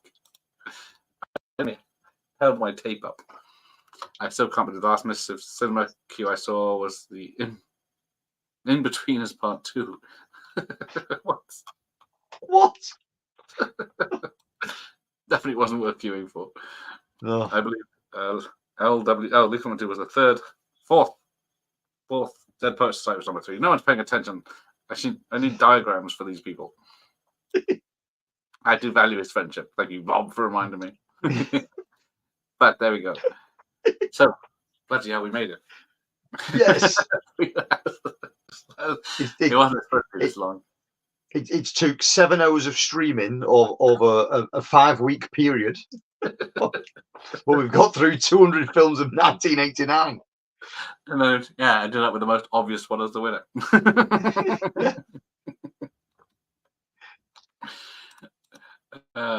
But yes, what a fun list, exactly. Where do we go from here? Well, we take a break for a month. Yeah. Yes, I must have had a mini blackout and missed it. Yeah, we didn't talk too much, just said how great it is. Good night, all. Good night, Bob. The diplomatic immunity, yes, I was avoiding that. Good fun, pal. Thank you, Savoy. Right. Well, Say goodbye. Say goodnight, Tony. Good night, Tony. The L1s are the best. Right. Yay. Somebody had to quote it. Yeah, I was waiting for that. So I wondered why no one had quoted it. Night Watch, yes, Night Friends. Oh, so tomorrow evening I will be interviewing James Brunner, who wrote these classics. Nice. So yes, expect some 10 o'clock tomorrow night, another late night. Right. So yeah, thank you, Nicholas. Thank you, friends. Thank you, Ian. Good night. Let's get out of here. Good night, everybody.